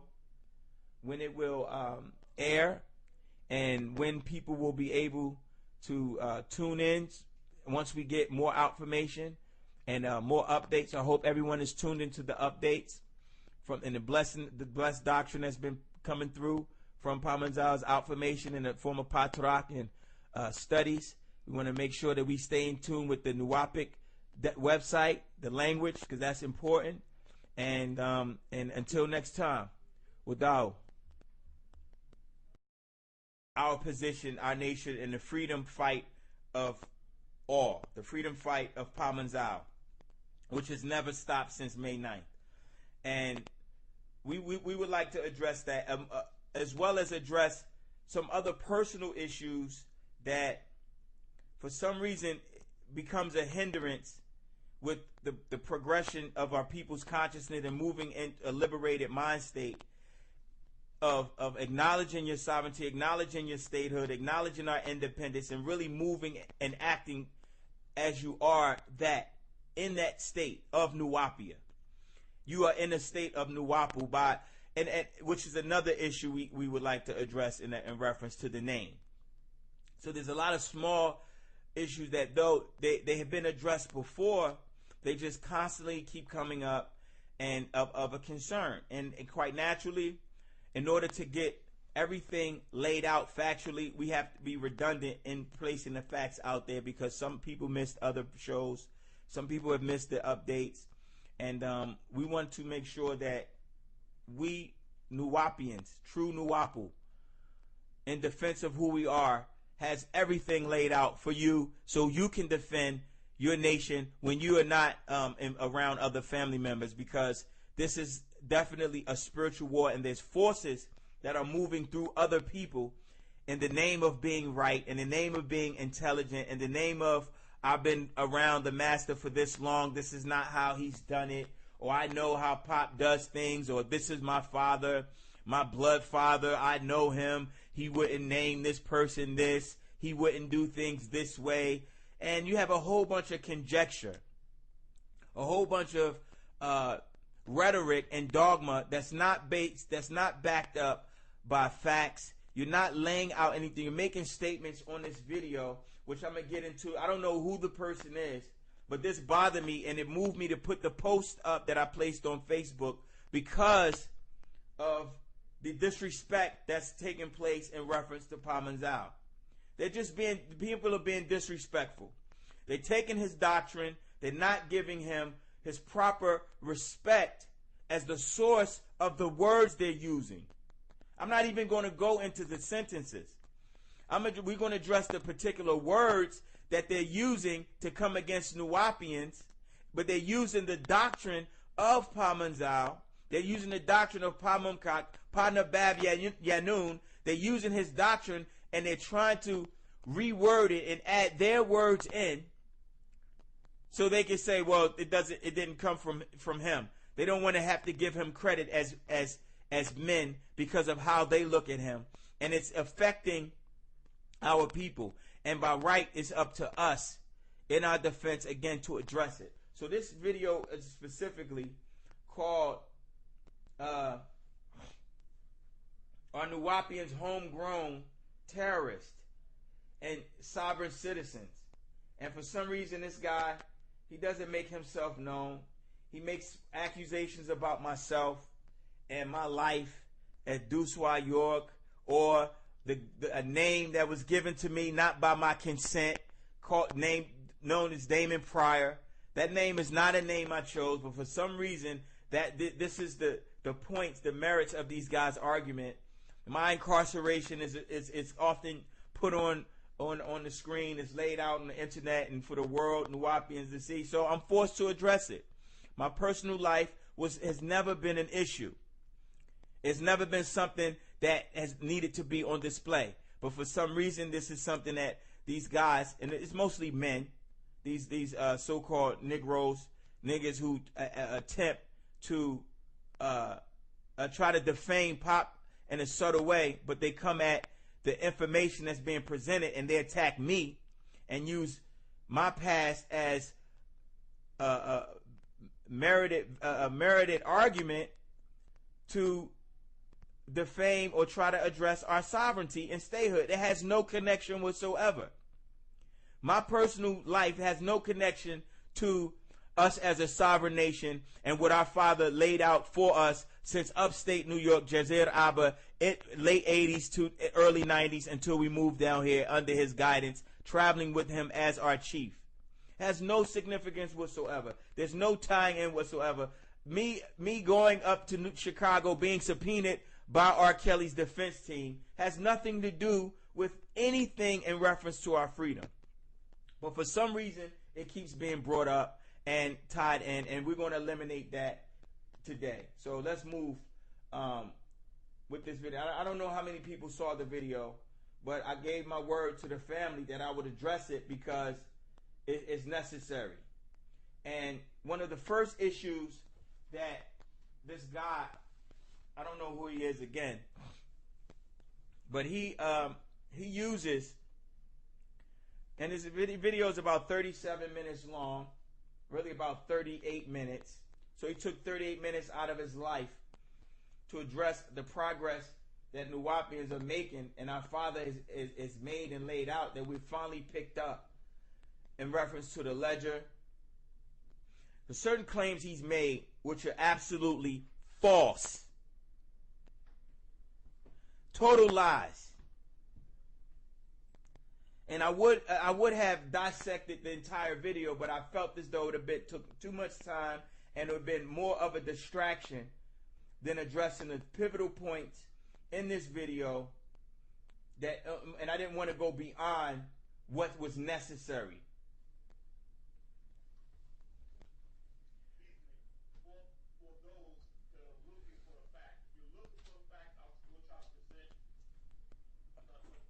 Okay. And the sovereignty of these tribes were conspired against. And at the same time that the international community's stronghold, the adaptation of the Charter of the United Nations, right? The Montevideo Convention of the Rights and Duties of States, the Declaration, the Universal Declaration of Human Rights. When these conventions were established, Native American governments and tribes and nations were almost 100% eliminated and dissolved. The ones that did obtain a certain amount of cultural sovereignty, the BIA forced them under their jurisdiction by something that was called the Dawes Act. Take a pen and a paper and read what the Dawes Act and the Curtis Act was responsible for. This right here is the Dawes Act, the transcript of the Dawes Act of 1887. Right? And we're going right into the history of Native Americans and the involvement with the early settlers and why these certain documents that Congress passed or acts eliminated the sovereignty of governments, meaning that indigenous governments, because the whole purpose of this the Dawes Act was to allot Native American land that they had for tribal community purposes. The Dawes Act took it upon themselves to give the power to the Bureau of Indian Affairs or the Department of Interior to allot certain portions of the land to tribal members for their own individual use. And it eliminated communal living. And it forced tribes to break up. And in doing that, it forced governments to break up, and it removed the sovereign indigenous status of Native Americans. So by the time the international community started working and acknowledging statehood, like the Montevideo Convention of the Rights and Duties of States acknowledged, there were no Native American indigenous tribes to come forth in the international community. One, because there was no outlet for them to have access to it. Because they had no governments that at the time, because of the Curtis Act and the Dawes Act that was passed by Congress. So when you talk about the BIA and you're talking about the federal recognition of the Yamasee, the original Cherokee, the Wichita, our recognition does not start with the BIA. Whoever is making this video is falsely informing people. You do not have to have federal recognition, especially in our case, because one, the Yamasee existed before the BIA. And we had a war with the United States before the United States even was established as the United States. We had a war with them in 1715 and through 1718, and it's documented. That is recognition. They know who we are. What you're calling recognition, definition, and what they consider recognition, from the words of the BIA, is privileges.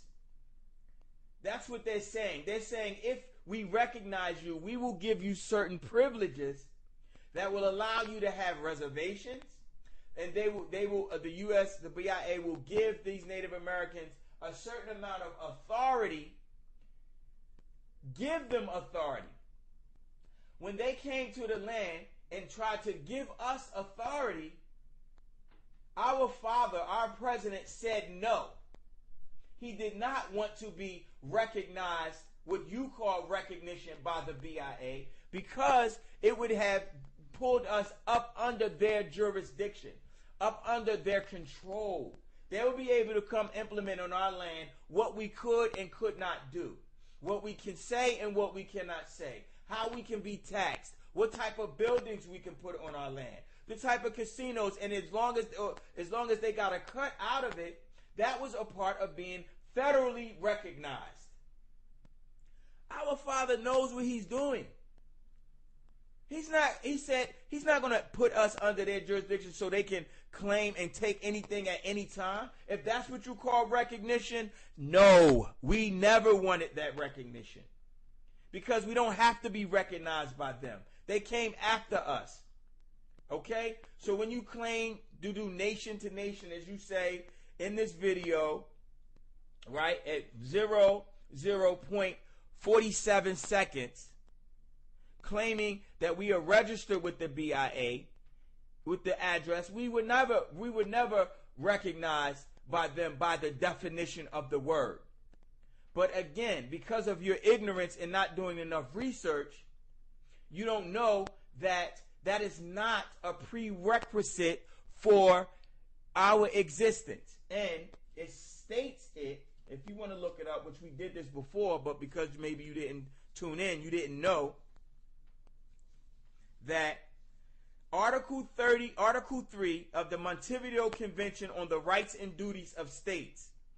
This act was signed on December 26, 1933, and it came into force the very next year.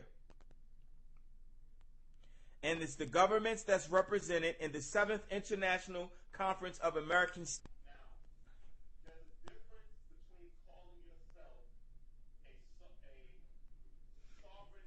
Let me pause this. Now, for immediately he says there's a difference on a minute 45 of this video. Actually, let me go back because it started at 17 seconds of the video. He says that this is just something that has recently formulated itself in the last few months. This is wrong. The United Nation of Nuwaupian, or Nuwaupian, the United Nuwaupian Nation is not something that just recently started. In fact, which is why we come well prepared.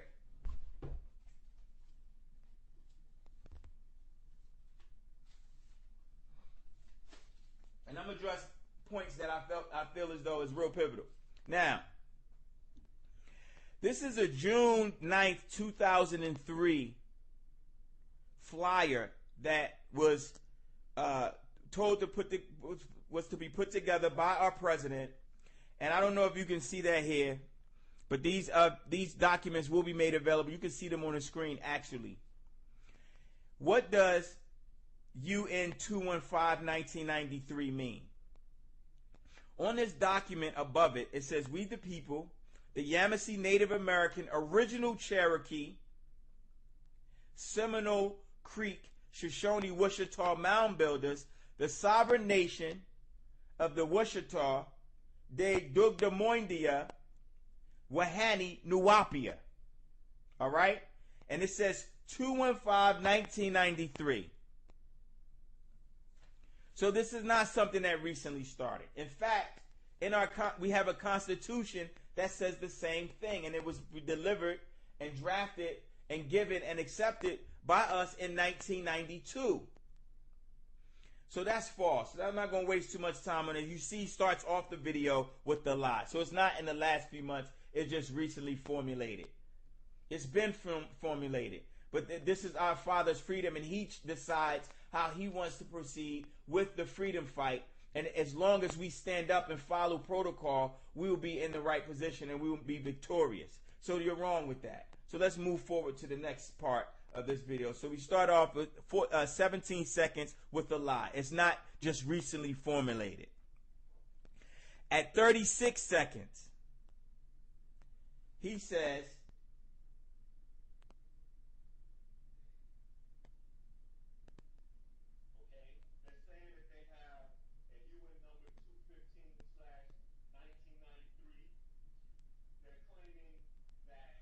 he said that we claiming we have a UN number 215-1993 at 36 seconds. And I can do this through the entire video, but I'm not, because it's going to waste a lot of time. And as you can see in the first few seconds, because of the lie, the first few minutes, because of the lies, it's not necessary really to go forth and move forward into addressing the whole thing, because it's going to give this individual more attention. But at 6:36 seconds, he says, and the UN, we claim to have a UN number 215/1993. All right? They're registered with the Bureau of Indian Affairs under the Department of the Interior. He also says that we're registered with the Bureau of Indian Affairs, which originally started as the Department of War. It was a war department that the Congress placed to mediate between Native American tribes fighting and killing with white settlers. So they created this Bureau of Interior, right, or this Department of War, which was renamed the Bureau of Indian Affairs. So we have to know the history of this department and why we took the position that we took. The master took the position he took, when little do people know the BIA came out to the land. And what he claims, this letter or this registration form, yes, it was placed inside of the BIA as a paper trail. It was not intended for us to be recognized. It was never an instrument of recognition. It was an instrument for the purposes of a paper trail. When we placed it in the Interior, Department of Interior, all right, or the Bureau of Indian Affairs, it was to let them know that we are here, not for recognition. So when you say that we've not federally recognized, that goes into another argument insofar as people are claiming that the United Nuwaupian Nation needs recognition for our existence. And that is the spell. For some reason, this guy keeps implying that we have to go to them for recognition. They have to recognize our existence in order for us to claim statehood or independence. This is not the case. This is because you do not know international law. You're dealing with a local level or federal information and national information. You're not dealing with international protection. And the reason why you're not dealing with international protection, or the reason why it may not be known to you, is because it was purposely set up to where Native American tribes, brother, family, Native American tribes were eliminated. The governmental bodies of that I never wanted to address because it's not about me personally, but since it's a topic and it keeps coming up and it's coming from sources that have no clue, that has never met me, don't know me, have never shaken my hand or asked me any questions personally in reference to my personal life. For some reason, that is a major topic, and so I have to address it. I'm forced to briefly to get back to our father's freedom, and it's something that has to be done. So just 5 more minutes. Just let people know that we are on and we're taking questions, and a lot of things are going to be said that people are not going to like, but it's facts and it's truth, and it's the bottom line. It has to be done. We've taken abuse enough. You're not going to keep abusing our tribe. You're not going to keep abusing our family. You're not going to keep abusing our father in the position he's in, sacrificing 10 years of his life, doing what he has always done. You're not going to keep doing that. So don't think it's that easy. Don't think it's going to be a cakewalk. And whether we have to fight the beast, the 7 heads and 10 horns, and black devils and white devils, we will do it. And not looking to be liked, because this is not a fight where we're looking to be liked or accepted by anyone. We're doing what we do. We're doing what our ancestors has called us to do.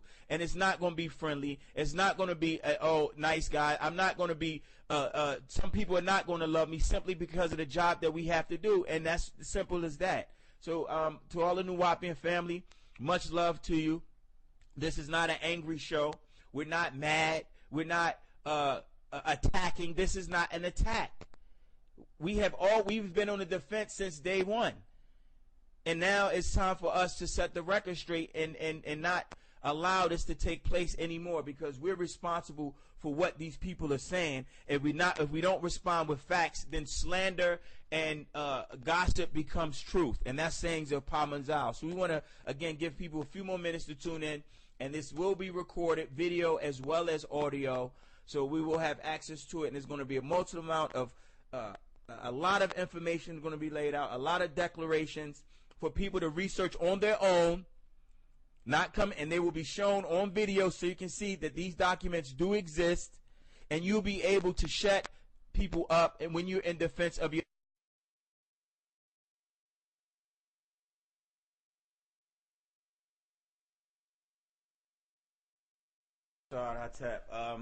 we are actually live on the radio, WNW Radio, UNN, United Nuwaupian Nation Radio, the official radio station of our blessed, honored, self-willed, free-determined people, an indigenous nation of sovereign people, retain sovereignty under our constitutionally seated president, Paa Mumkak, Khamam Aaqab H.E, also known as His Excellency Dr. Malachi Z. York, our beloved master teacher, father, friend, and so many other illustrious titles that he has, and his magnificence and his greatness and all of the wonderful works and love, sacrifice, all of the great qualities that he has shown us and has given us. We want to first give thanks and love and send our loyalty to him, know that we are still here fighting and that he will be free without a question, with or without doubters. We have those individuals who are fighting against us, and we welcome that because it just makes us stronger. And those Nuwaupians, Nuwaupu, who are worldwide, a part of our nation, have accepted our Constitution, have accepted our president, and is in favor of defending our nation as we are today on this radio station. When we speak about setting the record straight, we want to make sure that that any misinformation that goes out there, it doesn't go unchecked. Though it's not going to be a distraction because some of it is not even worthy of us addressing, but the information that's detrimental and to our progress, then it's going to be addressed, and the lies will be eliminated with the facts that we present. The hate will be eliminated with the love that we have for our family, for our nation, for our tribe, for our president, for our future, and our existence on this planet, in this planet, and beyond this planet.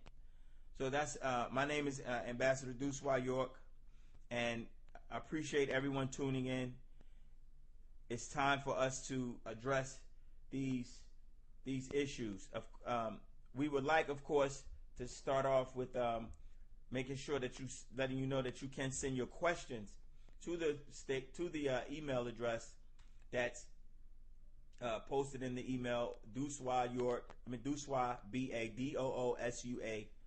The radio station email, it was hacked into, and there was a lot of spam that was sent out, so it was shut down until it can be cleaned up and relaunched again. So please, any questions, email or Facebook. But we want to get into the show. And the main one of the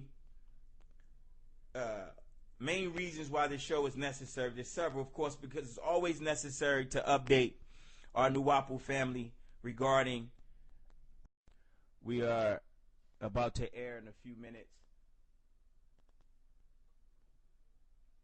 We're about to air in a few minutes. I just want to give everyone the opportunity to forward and put forward on your text, email, Facebook. I sent some emails out. I know it's last minute, But this is a very important, really legal update. And, of course, this is Doosua, York, and Hatep to the family. Hatep Yasar. I just bust in like that. Excuse me for that. But definitely, we're here. We're on. We're moving. First few minutes, we want to give everyone the opportunity to forward and call people to let the family know that we are online, and those that need, that would like to tune in, they should, and especially with their questions, get their questions answered. You can forward your questions to dooswaba@yahoo.com. I know some of the emails have been going to the WNWadmin.com email address. Of course, someone hacked that email address and started sending spam. So it's been temporarily shut down just briefly until we get it back up.